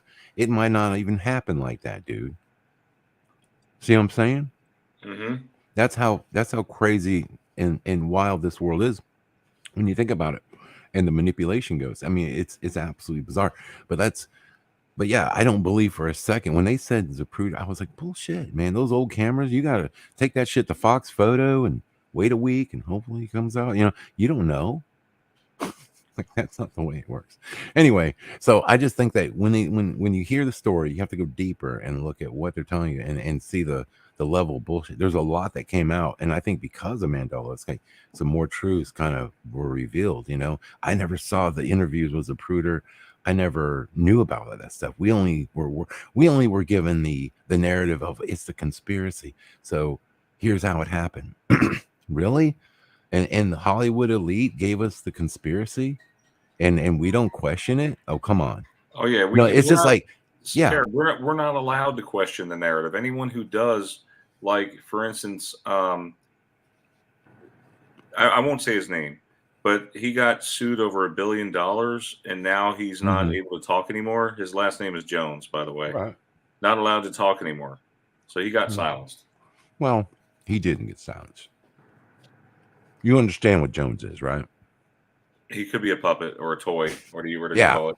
Dude, listen. A plant. When Jones was so like dangerous, they would raid his house on some trumped up charges, say he pulled a gun and kill him or whatever, like they did with, Cooper. There's no way, dude. Listen, Jones was created. He's a CIA creation. He was literally out there to steer the conspiracy narrative. They knew people were going to wake up. They knew people were going to start asking questions. But the best thing about it is you can put your boy as the tip of the spear, and that way everybody is listening to not only some truth but a lot of BS as well. So he can steer the narrative in any way he wanted to. And then we're supposed to believe that some freaking kids, like, who had like no budget at all, made loose change and told us the entire story and the entire narrative, which, by the way, is, woke a lot of people up. But again, they had to control it because they don't want independent people finally asking questions and making videos. And they have to control everything, even the vertical and the horizontal, bro. So well, yeah, Scarab. Speaking of not being able to do things on television. So, so you guys see my screen here? It's talking about you can't do that on television. Sandy says here, I may be alone on this one, but for me, this is 100% a Mandela effect. A change to the classic children's skit comedy show. You can't do that on television. I don't even know what you're talking about. This is some of the new effects that we're getting into right now. Okay, so what? This is a TV show? Oh Yeah, yeah, you remember this? It was on Nickelodeon. You No, can't do that on television. I couldn't do Nickelodeon, man. Like the first time I saw Nickelodeon, I was like, I was like, there's something weird about it. Like I watched some Ren and Stimpy, and felt ill after watching it. Like spiritually, I was like, there's something wrong with this fucking cartoon, man. Oh. And I didn't have, and we were kind of on a fixed Yeah. income. We didn't have cable or anything like that, so I never watched a lot of Nickelodeon. But anyway, go ahead. No, it's Yeah, fine. Ren and Do Stimpy, you want to missed read the this boat. one? You could read this one if you want, Scarab. No, you guys go ahead. Oh, I'm he gonna does make not coffee. want to read them. Okay. No, I hate your slides. I hate her slides with a passion. So no, go ahead. Well, it's okay. During the show, the cast would frequently have something dumped on their heads. In your past, what was dumped onto their heads? Was it water, slime, or both? Does anybody remember? Slime. It was always slime for me. Both for me. Mm-hmm. Water too? Yeah, they would say water, and then water would get dumped on their heads. And sometimes when they got slimed, they would say water to get the slime off of them. I don't remember that at all. I only remember slime. I used to watch this show a lot when I was a kid, and I remember very vividly both being done on the show, both the slime and the water. Hey, so Jeff. I'm not affected by this. Jeff? Yeah? Can you see Brian's chat? Yeah, can you at least interact with the chat for me, Jeff? No, that's not. I wanted to see if you could see what they're saying there. So I can, yes. Okay, so you take care of Brian's chat. I'll take care of my chat. On my chat, we have Analog Lime is green slime. Jency's never seen it. Slime for splatter. Noise Squirrel is slime. Jency's guessing both. Rudy P is green slime. And Deborah O'Connor is slime definitely for me. All right, let's see. All right, so we can go on? Well, no, Jeff's gonna check your chat and see what they're saying. Check my chat real quick, Jeff. All right. Jency, never heard of it. Both for Jennifer M. Green slime for Ann Gaynor. And that's all I see here.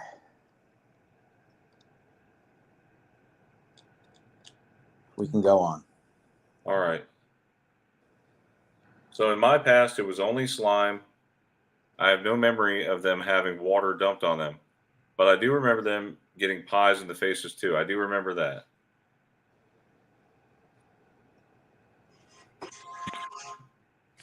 So I find it strange that none of them thought to say water after being coated in thick slime or having a sticky pie covering their face, especially considering some of the kids actually wrote some of the show.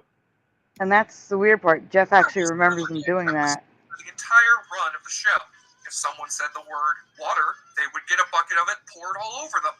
There were a few clever moments where someone would say H2O or agua to avoid it. Water was another gag that was used for the entire That's run. it, Brian.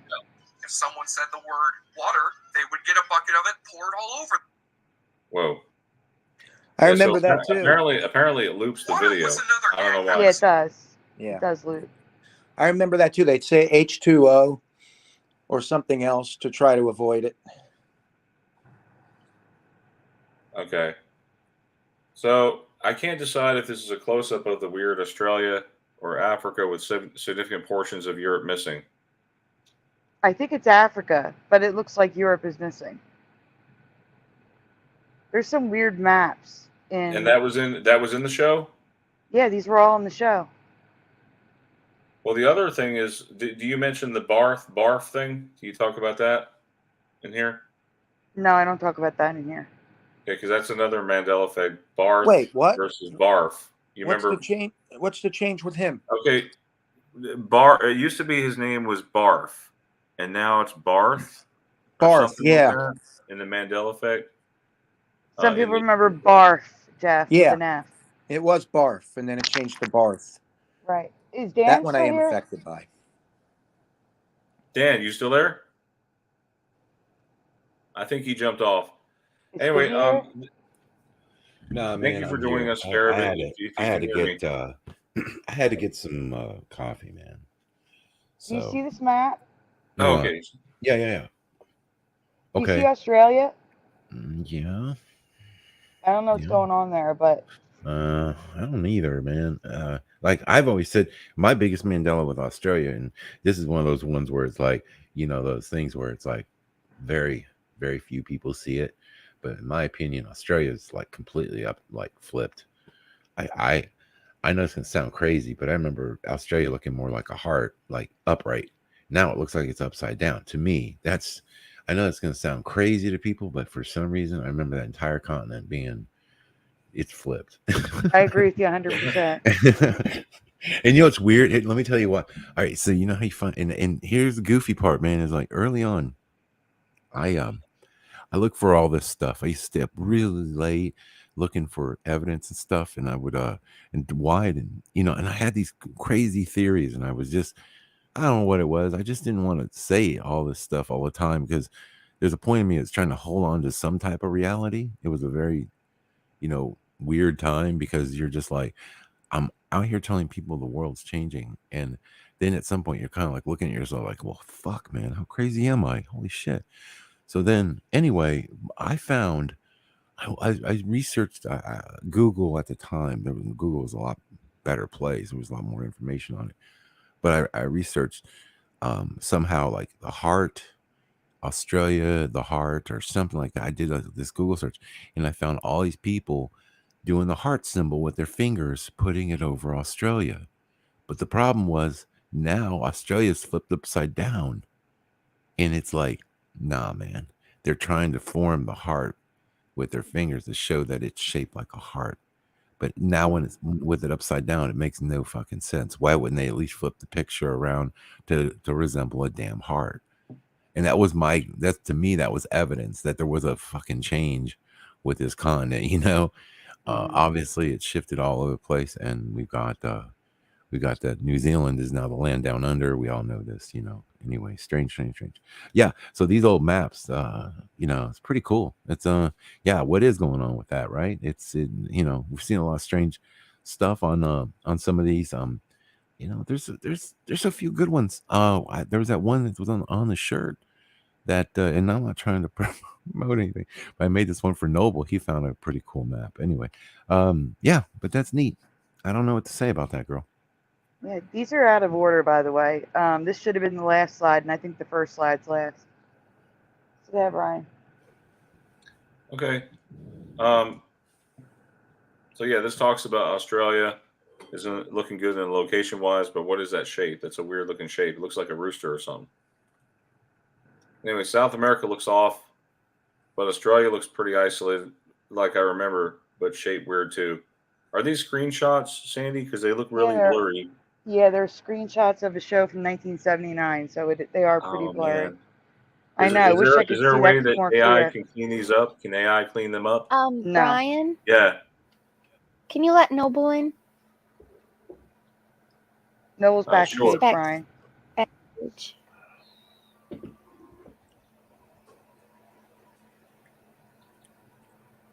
Hey, what's up, Noble? Morning, Noble. Hey, Noble. Hey, Noble. Morning. We've officially taken over. Wow, this is like a triple whammy because we're broadcasting on Sandy's show and we have Scarab's people here too. So that is really awesome. You have officially been pirated. It's all good, man. Wait a minute. I can't hear. Is Noble, say hi. I think he's getting his audio worked out. I think. Oh, okay. Yeah. Well, Brian, you have church. If you want to just start moving on to the next one till Noble can say hi. Well, I'm late, so I'm not going at this point. Oh, I'm All right, sorry, so we're Brian. talking about Boston now. Let's talk about Boston. Let's talk about Boston. All right, here we go. Jeff, do you want to read one? Yeah, I'll read it. Okay. Have a little bit of a delay though. All right, here we go. Brian, Boston, I Mass. was telling Brian to hit hide so that you can't see that white box. Oh, hide. Okay. Yeah. There you go. All right. Boston, Massachusetts is home to so much American history, and one of these historical places has changed for me.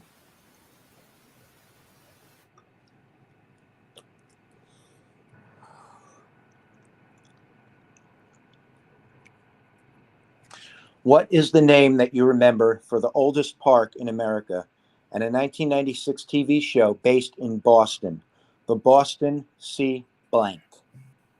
So the is there because sometimes people will leave Boston out and say the blank. That's why it's there. So, and I also saw Residue writing it that way. So Analog Lime says Commons. Guys on the panel, you're welcome to chime in. Fizzy, Dan. I don't even know. I have no I didn't know they had a idea. famous park. It's it, yeah. The only thing I know is Fenway Park or something. Commons for me. I have no dog in this fight. I don't remember. I don't I remember the visited show at all. I don't even remember the show. Yeah, like the show doesn't even. Yeah. I don't even know the people in it. I remember it being advertised. I never saw the show, Oh, but Me I either. do remember it being advertised. no, man, I'm totally lost on this. But I'm listening. Let's see what you got. Anybody in Jeff? Anybody in Brian's chat? No. I'm actually surprised that most. Like, I thought this was common knowledge. I've only been to Boston once. I've never a been to long Boston. time ago. Coldest And that's- damn place I've ever been in my life. Oh my god. Deborah O'Connor says Commons. Euler Greg says common, I think. LVK says I can't remember what the oldest park is supposed to be, and I never heard of the show. Well, the show is only on 2 seasons, so I don't blame you if you don't know the show. I just threw it in there in case it sparks someone's memory. Jen C says Boston Central. Good guess. All right, we can go on, Ryan. It's the second part of this that's the most important anyway. Holy shit. I added the because I saw some residue with it added, but I do not remember the in front of the name. But both the place and the 90s TV show were Boston Commons in my past. But in this reality, it's always been common. Is this your memory? So most people in the chat that did know it said Commons, like I remember.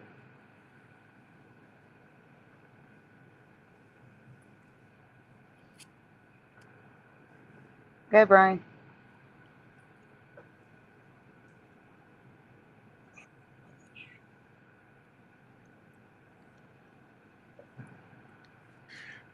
If you are from Boston, live there, maybe you won't be affected by this. But for me and many others online, there's a strong recall of Commons. If you remember Commons like I do, be prepared. People online are adamant that it's always been the current reality. Some even Where seem did Brian angry about the Stabler idea. go? He's in Boston. Yeah, he would He know. was. Used to be. I'm going to get to that. I asked Brian Stabley about this. He has the current memory for the park, but the second part of this, he has no memory of at all. We're going to get to that in a minute. So, like, there's people, like, straight up saying in the comments, even the TV show is called Boston Common, The Common, no ifs, ands, or buts. Like, people are like, next, like the previous comment on the previous one, the guy's like, it was always common, next. Like, I don't know, very dismissive, very You know what? I got to say something, annoyed. Sandy. What I Mhm. find more amazing than this Mandela effect is that you were able to find another group of suckers to torture with your slides. I just, you know. You're the only one who doesn't like them, Dan. I'm sorry. I just had to say it. Okay, go ahead. I'm listening. No, he's Sandy. He's messing with you. I'm I Scarab know. is obviously messing with you. I love Sandy. She knows. He likes busting people's chops. I That's know. fine. Here we go. Residue for Boston Commons. Which there's a ton of, and I got rid of half of them because I didn't want us looking at a ton of residue. So this is a And that's change in the name of a certain place, and so this kind of reminds me of that not Times Square. What is that? Penn Station, or what is that station? Grand Central Station. Grand Central Station, and what is it now? Grand Central Terminal. It's kind of like that. That one bothers me. I hate that change. It was Grand Central Station for me. Absolutely. 100%. That's where the term, what is this, Grand Central Station comes from? Nobody ever said terminal.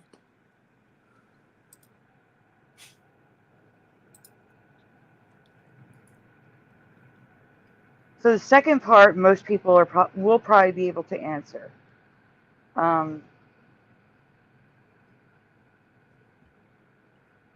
Brian Stavely, if Brian Stavely is from there and has never heard of this, and I can't find anything online about this, so here we go. Go ahead, Jeff.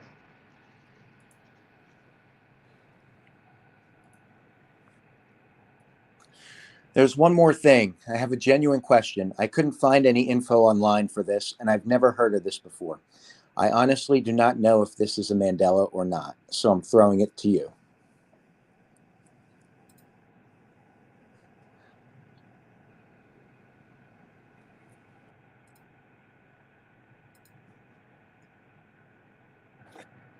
That shouldn't be there. Next slide, Brian. Yeah, what is that? That's another presentation. Thanks to Flickr. Does anyone know what Bostonia is, other than a public house, aka historic bar and restaurant? Because I cannot find anything else on the word's significance in relation to Boston history. It's just a restaurant. It's trying to sound fancy. A Bostonia, you know? Yeah, well, that's the thing. Online, it is just a restaurant, but this is the problem.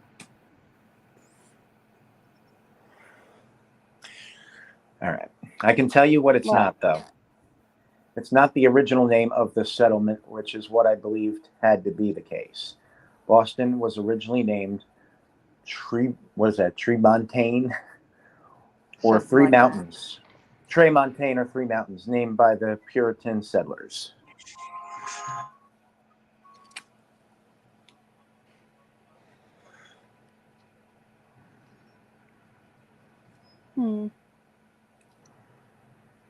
So, I have Brian, no next idea. slide.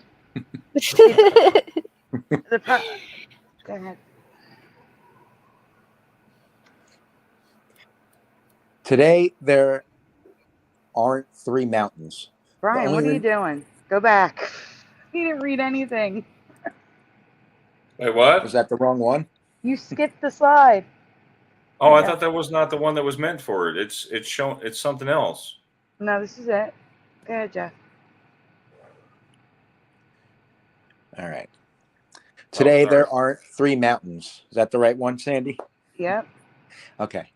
The only remaining mountain, which is actually a hill, is Beacon Hill. And in 1630, the town was renamed Boston after the town in England where many of the Puritans came from. What is that? Botwolf stone or ton, an Old English word for town.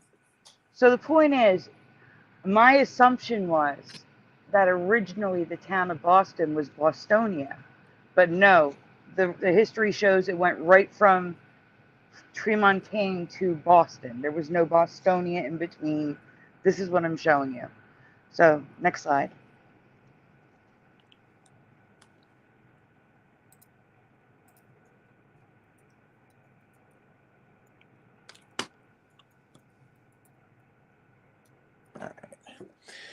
So does anyone know why Bostonia is written on nearly everything official, like flags, seals, and even police badges? Is this just obscure history I couldn't find, or is this something everyone knows except me? Or could this possibly be a Mandela effect as well? What do you think? So again, Brian Stavely has no idea what Bostonia is, but it's on the state flag. It's on seals for education, everything. It's everywhere. It's on the police badges. And with the exception of a bar in a historical building, I can't find anything on Bostonia. Does anyone know what this is? This could be a Mandela effect, especially since Brian's never seen it before. Anyone? Anyone have any idea? No, Bostonia did not get renamed to Boston. It went right from Tremontaine to Boston. I think that's just I think it could be just a translation. Like maybe No, I looked it up because everything on that badge is Latin. And Boston in Latin is Boston. It's not even Bostonia. Jency says, yes, Bostonia got renamed to Boston. And I said, no, it didn't.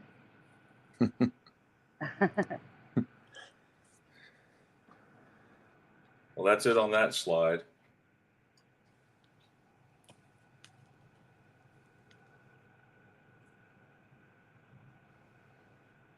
Oh, we lost Noble. Is Noble backstage? Or did he leave? No, I don't see Noble backstage. Probably couldn't get the sound It's working. probably permissions. Most likely, because if you're on Android or if you're on a computer, they make you use Chrome for StreamYard, and then you have to allow permissions. I think Noble knows how to use StreamYard. Yeah. I would think it's more of a sound issue. Sound, yeah. Audio. Or microphone issue.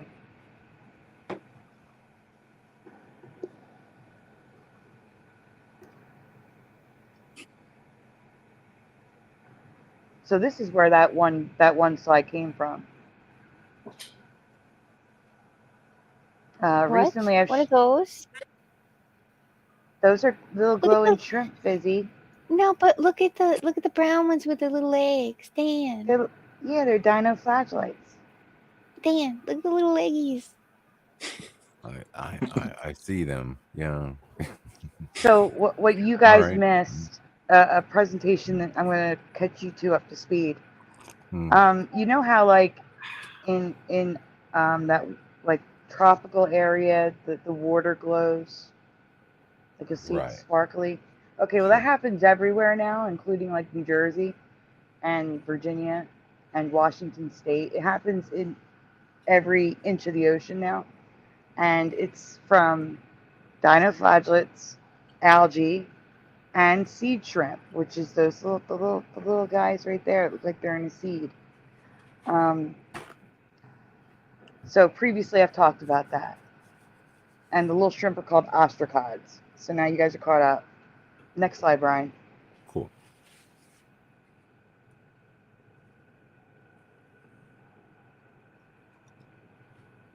In the Indian Ocean off the coast of Java, a phenomenon is happening that can even be seen on satellite images. Have you ever heard of milky seas? That's just a drawing or a photograph. No, but I like the guy with the little brown pants. What was that thing called? Dinoflagellates. Flatulence? Flagellates or flagellation. How do you want to pronounce it? That's why I was confused. They're single cell organisms. Single cell organisms. I like your little pants, that's all. Where is this at? Anywhere in the ocean, Brian. So milky seas are huge areas of the ocean or seas, sometimes spanning thousands of square miles, that make the water look like glowing milk. And until August 2019, no one had captured them on camera before, with the exception of satellite images.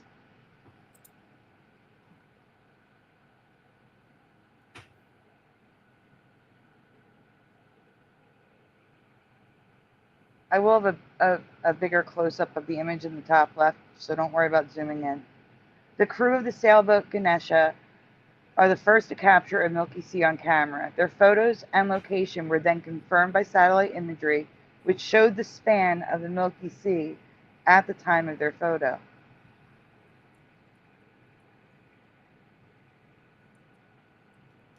So here's a close-up of that image. So it literally looks like milk that's glowing. Researchers have known about the Milky Seas for some time, but the only images available from satellites, so they could not say for sure what was causing it. But thanks to the crew of Ganesha, researchers now know the cause of the opaque glow.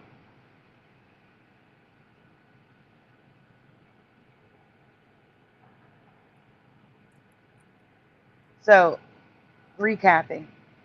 Things that make our oceans glow now are the dinoflagellates.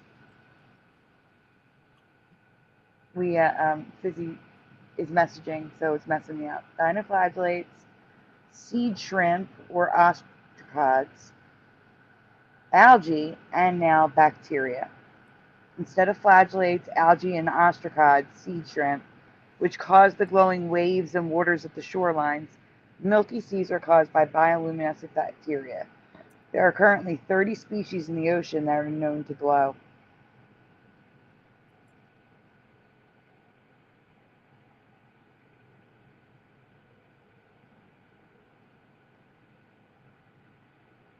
But we have known that bacteria was the cause since 1985.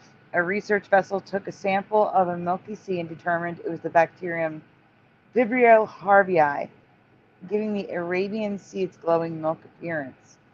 But suspiciously, no photos were taken. Maybe the tech wasn't available at the time. And apparently this bacteria does a number on sea life. So is this new for you guys? Have you ever heard of Milky Seas before? I find it weird that after, just researching things glowing in the ocean, this didn't pop up. And we've known about it for about 40 years now. I don't think it really looks milky. I would say more like shiny. Well, that's an art. That's not an actual picture. The only actual picture Would you is the one I showed. Would you swim in milk, Sandy? No. Absolutely not. Why not? Why not? Why wouldn't I swim in milk? It's supposed to be good for your skin. They used to bathe in it, so you can swim in there. Does a body good. Yeah. Come on, Sandy. Okay, Chris.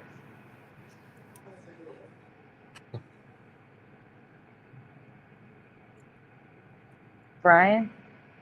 Yes. Next slide. Is there another slide? Yes. Are you sure? Oh yeah, that's right. That's not all. Did you know that snow could glow too?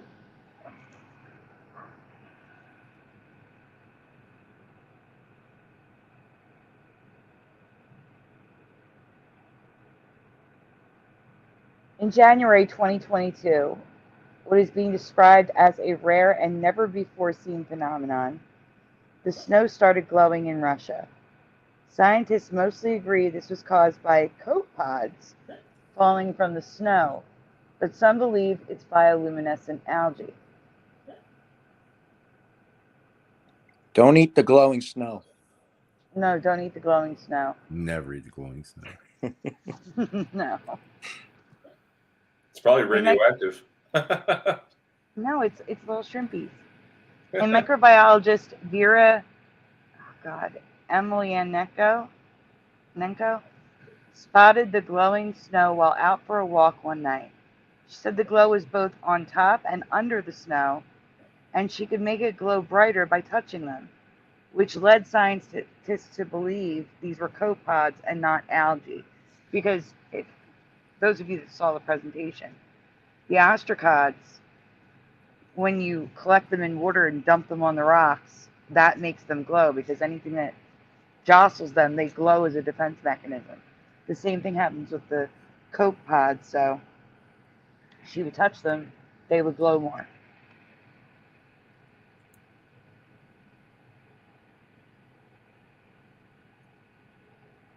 Yeah, Brian. There we go. Like the ostracod, copepods are zooplankton, tiny crustaceans related to shrimp that are 1 millimeter in length and are also bioluminescent. They're the most common type of zooplankton and can be found in almost every ocean, sea, freshwater bodies, and water in underground caverns.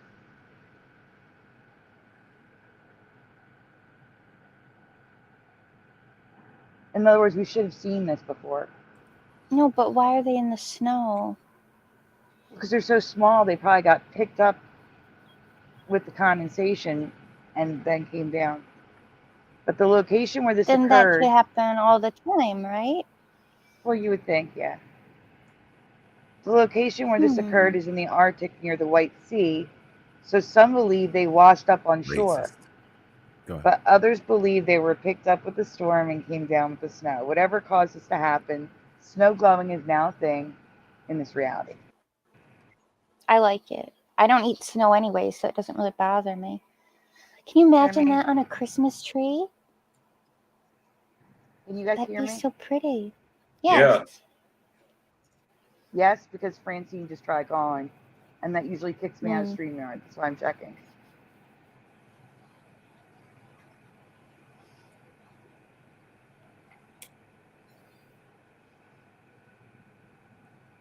Brian, you can go. We're done.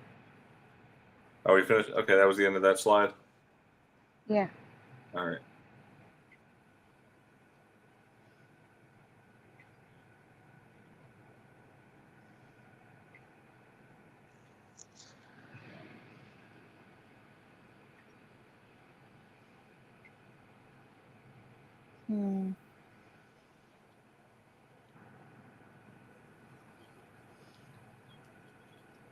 All right, Jeff, you want to read one? You want to read this one?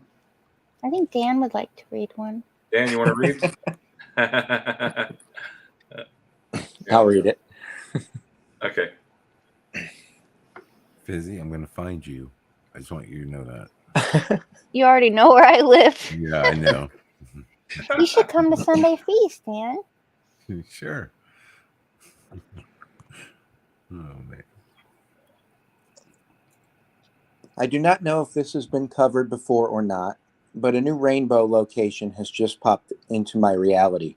So I wanted to share this beautiful place with you and ask you, have you ever heard of this?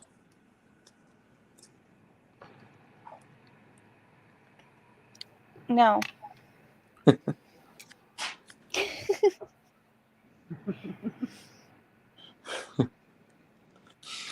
Most of us have heard of Glacier National Park, located in Montana. But have you ever heard of the colored stones of Lake McDonald? Oh, yeah. Of course I have. Next Mandela effect, please. Next. You really have heard of them, Dan? No, I'm kidding. I'm just joking. Go ahead.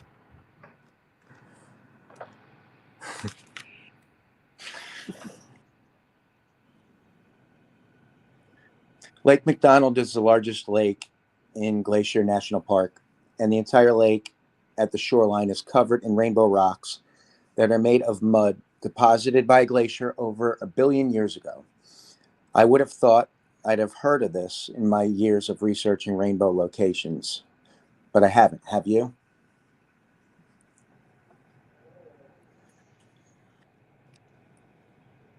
You gotta find that rainbow connection. I think it's mostly just pictures now.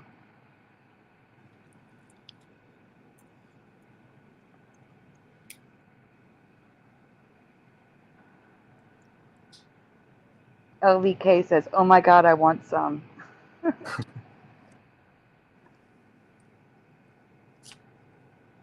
Yeah, they're rainbow colored rocks. Like in a Now the colors vary. Formed by mud. Okay. God. a billion year Yeah. old mud at that. Yeah. Okay. Sure. Hmm. Yeah. Last time I checked, mud was brown. But Yes. anyway, okay. What do I know about science? In billions of years. Ugh, sorry. I'm just an unwashed heathen that knows nothing. I just think that's weird, you know. So like they just sort of show up. It's always like they always like the first thing you always hear about these excuses, it's always a volcano involved. Billions of years in mud.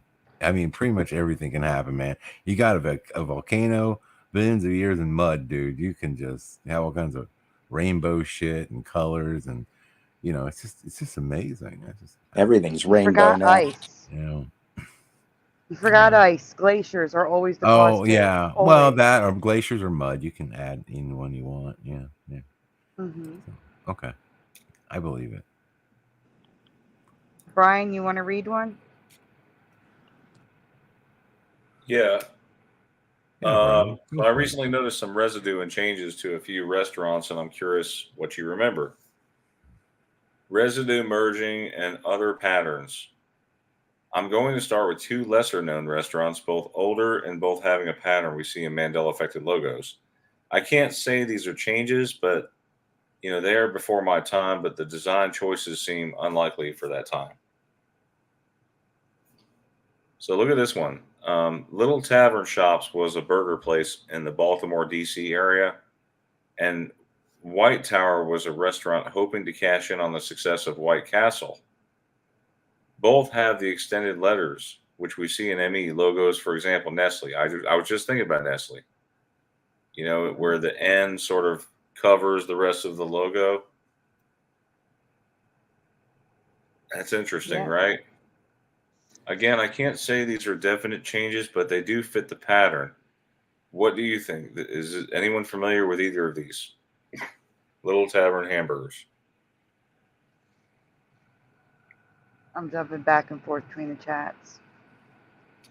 Oh, so here's what's interesting too. This next one is all merged and squeezed together, but also includes the British flag residue. Arthur Treacher's. You ever heard of this one? Fish and chips. This restaurant. Scarab, you know about this one? Is this one in, I guess, Texas area? No, never heard of this restaurant. Okay. Yeah, and if it was, I've never been.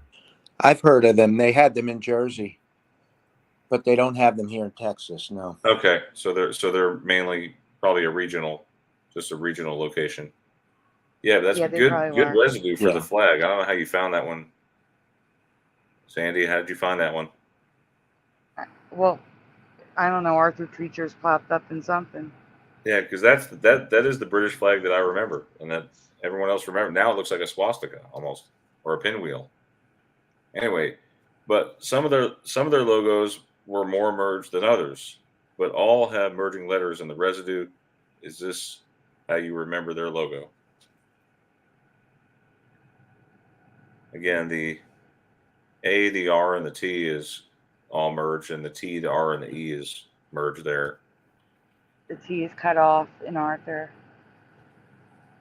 This last one is 100% change for me, both the name and one of the logos, and it's also the only one of these restaurants still in operation, but many locations have recently closed.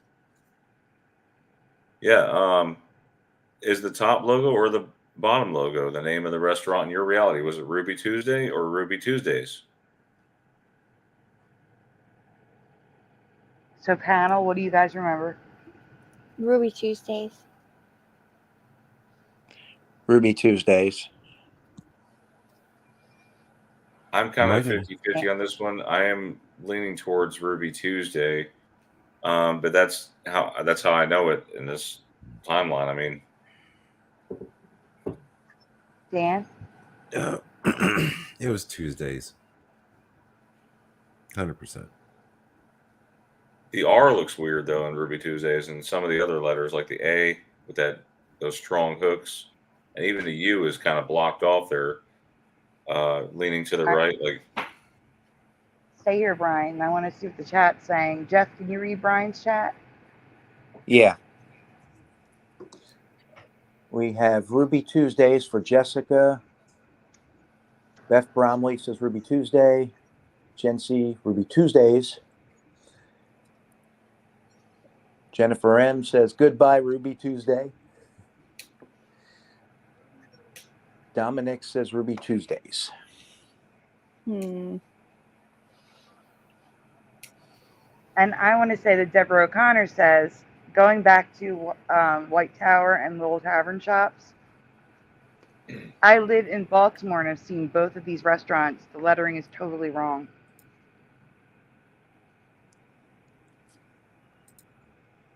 Spotter says Ruby Tuesday is a Rolling Stones song.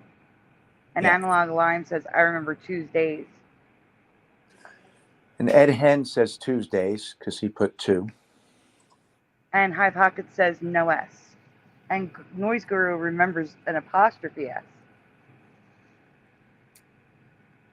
Okay, Brian. Oh, no way. No, Brian, go back. You have to read it. Oh, the restaurant was always Ruby Tuesdays in my past. But the S is gone. It's always been Ruby Tuesday in this reality. Does this match your memory? No. The Not at all. Maryville-based restaurant chain Ruby Tuesday is hitting sour notes down under, threatening an Australian rock band that goes by the name Ruby Tuesdays. So they had a rock band named Ruby Tuesdays with a $2 million lawsuit, according to the Sydney Morning Herald. Interestingly, the restaurant chain sued an Australian band for using their name. The band is called Ruby Tuesdays, and the band won. Wow. So in more legal news, this lawyer is representing waitresses who were underpaid by the restaurant chain. They also remember Tuesdays. There is so much residue, including from former employees, that you'd assume would know the name of their employer. Just like Chick-fil-A. Yep. Yep. Host at Ruby Tuesdays. It's definitely Tuesdays. And they're enough to know that. Now you can go through these pretty quickly. It's just a lot of residue. Tons of Ruby residue. Tuesdays. Yeah, I wonder why they closed them down. In In a lot of places, they're closed. Fat people. The pandemic. Oh wait, read this one. I have to read What? this one. What? Damn. So this is It's true. They There's just too many closed them fatties down that went because to. people are fat. Yeah, no, because they go in and they eat buffet, and dude, it's like you can't. They keep going back. It never Oh, ends. is that why Ponderosa They're losing too? profits. Yeah, you're losing profits on these Mhm. places, man. Fat Americans going in and just chowing down. Dude, you can't make any money with a buffet anymore. That's true. I'm just being honest. So this is Sorry. That's not true because the Chinese buffet, what they do is they fill Dude. you all up with the cheap stuff like rice and noodle, and then Right. you don't get to eat any of their Listen, meat or anything. 'cause you're Don't too ever full. do Chinese buffet because everything I that was can't left help over it. from the night before gets put out there again as can't. Kung Pao I chicken need it, or Dan. something. It was like the day before it was broccoli beef, but then it turns into Kung Pao beef or whatever the next day. So don't do that. Just don't. I've been craving So a lo mein this for is- days. Sissy, do not make me crave Chinese food. You do this to me, I will make you crave mac and cheese. You stop it. Copycat Ruby Tuesdays pasta salad. The little box at the bottom says, I worked at Ruby Tuesdays for a long time as a waitress. And yet she doesn't know the name of the place. All right, go ahead, Brian. I feel like it was Ruby Tuesdays.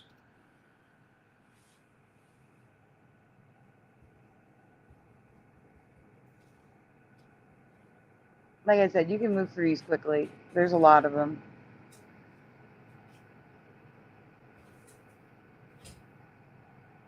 It's just a lot of places. There's even someone even designed a mask on whatchamacallit, Redbubble.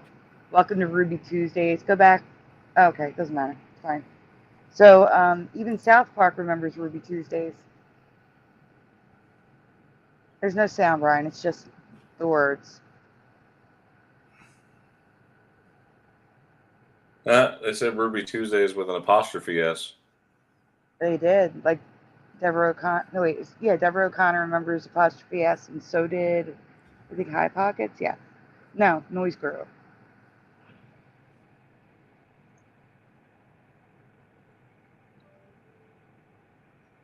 So here is the finally their what's logo. what. Huh? Go ahead. This Yeah, is why I finally even looked at the first. Go ahead. Yeah, finally their logo, specifically the one from 1972 to 1990, this restaurant heyday. Do you remember this crazy merging in lizard tongue letter Y? I don't. Not at all. I don't. Me either. No. No way. Why would the Y have two tails? That looks so weird. Satan.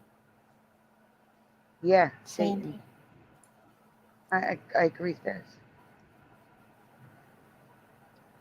Could it be? I can't. Sandy, I'm waiting for your I can't. It could be Satan.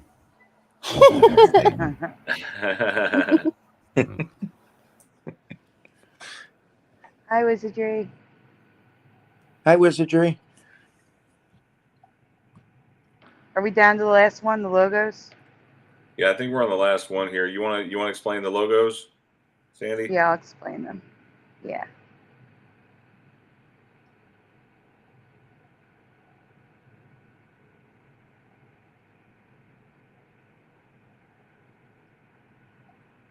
You guys see my screen? Not yet. It's spinning. I see a black. Okay, there it is. All right. So these are some of the art things we came across. Putting in September 11th, 2001, we have a Red Bar flag. For some reason, they wrote 11/11. It's very Russian. We covered these on Dan's channel. Snow White with yellow sleeves, like I remember, and the Oh Thinker. shit! Are we really going back to the pointing- sleeve? That's a knockoff Snow White. That's not Disney Snow White. No, these are AI art, Fizzy. Oh, Yeah, but that's not real Snow White. Look at her hair. And why has she got a monkey with a... Fizzy, do you understand what AI art is? Yes, but there's a lot of versions of Snow White, and that's not the official Snow White. That's a No, it's not. knockoff But the Chinese AI Snow White. remembers the yellow sleeves like I do, and it also remembers the Thinker with the fist to the head, and not in the mouth. Yeah, but explain the monkey then. I don't know what that is. yeah, I think it's Sandy. some That dwarf animal dog. Yeah, next to Sandy. What about the her. monkey? Let's talk about the It's monkey, like Sandy. got a red I think scarf. it's a dog. It's like one of those ones like from like the Little Rascals with the black around its eye. You see it? No, I'm pretty sure it's a monkey. Look at its Yeah. feet. It's like a snow monkey. Okay, never mind. All right, we'll stop talking about the monkey. It's a Christmas monkey. Oh, Go ahead, Brian. You can go Yeah, on. Christmas monkey. Christmas monkey. But I So do here think Snow is White the would look Zenith better with logo. long hair. It's a little more to the right, but it's still underneath. You could still have a east to west Yeah, Panama Sandy, Canal the way it is there. Sandy, I And actually that's have Brian's that. residue. Yep. No, that's yours. Yeah, I So have that. One of them. Brian's. It actually you says sent me the "Look, I'm your box. father." Mm-hmm. And it's printed on the back, Luke, I am your father. You- So this is just something I threw in here. I used to play The Legend of Zelda. Fizzy, did you play The Legend of Zelda? No, I think did most of us not. did. Believe it or not, but I was more into the Super Nintendo RPGs than Zelda, like Chrono Trigger and Secret of Mana. I love Secret of Mana. But I don't remember a pink background in The But Legend hold of on. Zelda. Hold the phone here. What about that upside down triangle? I thought it was a right side up one. There's the Triforce. I think it was too. That was a right side up triangle. In the chat, do you guys remember the upside down triangle?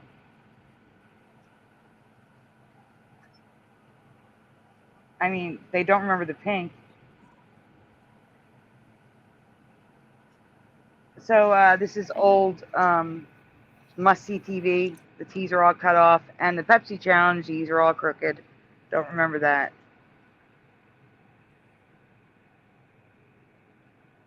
Okay, Brian. If anybody says anything about the triangle, I'll let you know in the chat. So this was interesting. United States 2023, and it's the Schwab guy, the World Economic Forum dude for the United States.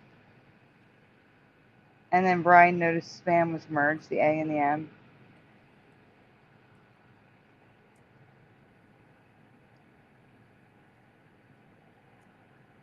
Klaus Schwab, is that his name?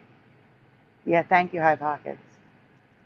So these are old 1980s toys. Cut off F's, cut off T's, weird E's merging. Stuff that didn't happen when I was a kid.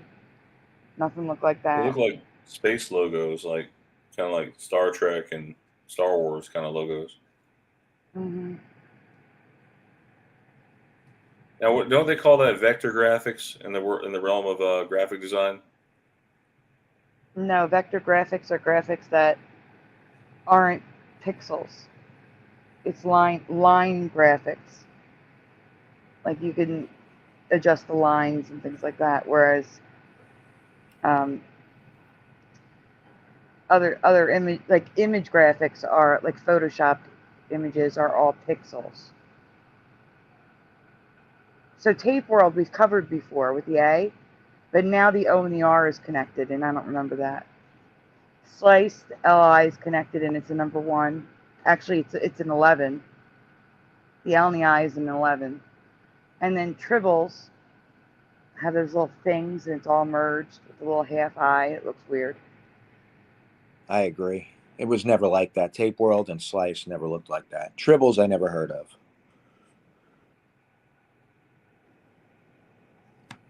I don't know why it's in the candy section. There were cookies. So for those that remember an upside down rainbow, there you go. That's actually in, is it Pripyat, where Chernobyl happened? Now the Children's Television Network, I remember these logos. These are the logos I remember. But the next slide, I do not remember. And these were later logos. I don't remember. I do remember the logo on the bottom. I do not remember them overlapping like that, like the W and the O, the H sticking out. That looks weird to me. I don't remember the 80s logo at all. Me either. And that's what I would have been watching, like Sesame Street and things like that. So the Limited has cut off T's and always has. The National Institute of Mental Health has always supposedly looked like that, with the M and the H. Columbia House we've covered before, but the C and the H were not connected. When I covered it last time, we only talked about the A, and now the C and the H is connected, and the C is eating the O like everything is. And this Am toy, which I remember My Pet Monster, the A is filled in, it's all merged. It's wrong. It's kind of weird that the National Institute of Mental Health is triggering my OCD.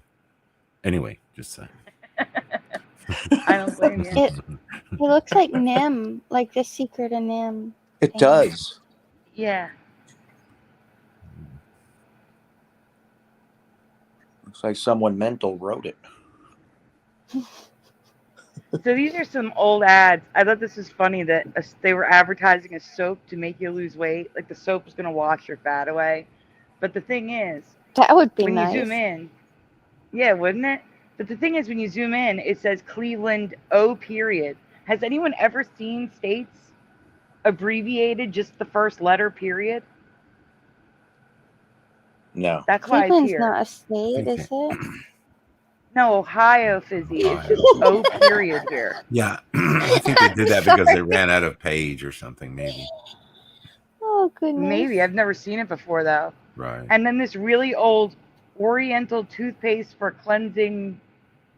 Well, I'm not going to read it.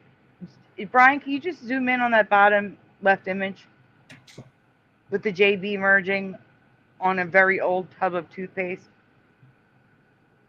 in a pyramid, overlapping another pyramid. Star David. But I'm not reading that word. It's supposed to be gums. No way. Go ahead, Brian. You know I know. Oh. Yeah. Weird toothpaste. Very weird toothpaste. Mhm. So, this toothpaste was called McClean.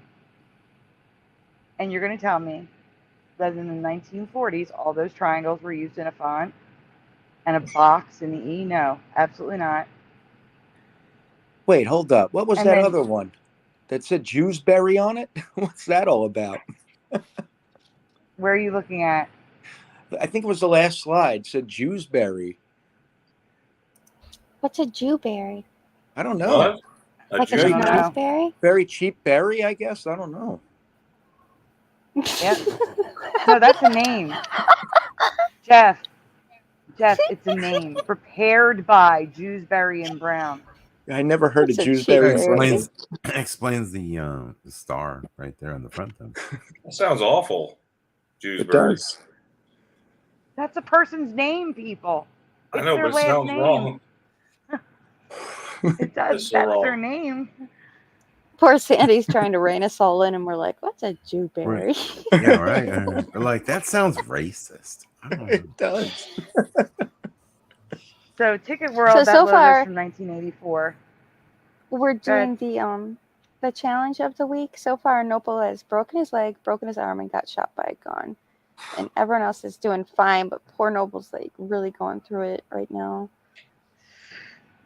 For those who don't know, because he's talking about Oregon Trail. No, there's no movie gallery is missing the R, the left side of the R. Yeah. With, And it's all the M messed and up. the O. No, what do you guys? You guys remember that? What the fuck is a movie gallery? Is that like is- some? It was that- a knockoff Blockbuster, pretty much. Oh, we only have Blockbuster down here. We have a movie gallery. Well, you know, there's still one Blockbuster that's left in the whole country. There's still one left. Is there? Yeah, It's Where? independently owned. independently owned. Yes. Oh, cool. Where's it I at? don't know where. I'm going to look it up. It's in Alaska, right? Yeah, you No, can still go there to rent That's videos. what I thought. It's in Oregon. Bend, Oregon. Jewberry, Oregon. That's where it is. Go No, ahead, I Brian. could have sworn it was in Alaska. Mandela.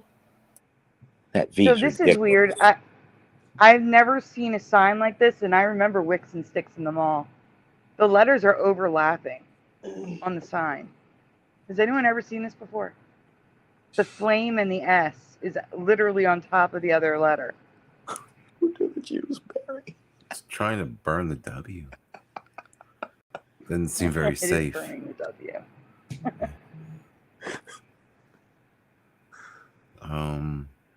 Is Sticks merging and blending like that? No. The K and the S is. Is it? Oh, At I the can't end. tell. Oh, Yeah. okay. I don't know, man. It's weird. Why is Jeff giggling like a schoolgirl? What's the matter? Somebody wrote, "Who did the Jewsbury?" Oh, Look the Jewsberries. So It tastes this like is Jewsberries. Look the Snozberries. It tastes like Snozberries. So this is Tom McCann. And the sign inside the entrance, they're using infinity symbols for the O's now.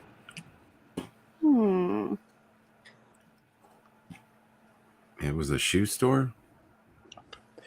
And it had two ends. Yeah, I was going to Yeah, say. Streets Two have covered ends. that one a long Yep. time ago. So Hills used to have a straight eye, but all these pictures now, the eye is curving into the L, and I don't remember ever seeing it like that.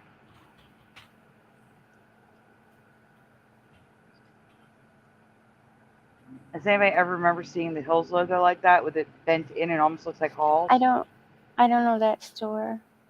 I don't know that one. Actually, Hal's. See, some of these stores are regional. Yeah, and Tom didn't have no damn H in it, dude. So whatever. By the way, just saying, just for the record. No, it didn't. Just TOM. Mm-hmm. TOMMCANN. Yeah. What I remember. Yep. That's it. And that's all, folks. I want to say I'm sorry again for oversleeping. It's not even that I was oversleeping. I was awake about 45 minutes for the show and then crashed. And then I guess Brian and Jeff called and I didn't hear it at all until Fizzy called. Somehow Fizzy was able to get through, and thank goodness. Thank goodness for Fizzy. Goodness. Yeah. I want to thank, let's see, Thomas called in earlier. Thank you very much. Wait, no, it wasn't. Was it Thomas? Who called in? A Southern guy. John Thomas. No, I know. I knew Yes, I it was was wrong. John Thomas. John Thomas called in. Yes. Thank you, John Thomas, for calling in and sharing your experience with us and giving me the time to upload, which I really appreciate. Thank you, Fizzy, and Dan for coming in, but Fizzy for waking me up. I can't believe I fell asleep right before the show started. Yeah, thanks, Dan. It's You all can right. pirate It our show happens. anytime, man. Don't just Yeah. come on. Thank you guys. Appreciate it. Yeah, Thank thanks you for the coming. invite. All right. Fun. Thank you. Yeah, enjoy it. Thank you. Well, I hope everyone has a great Mandela Effect day, and God bless. Take it easy. Bye, guys. Bye, everyone. Bye, everyone.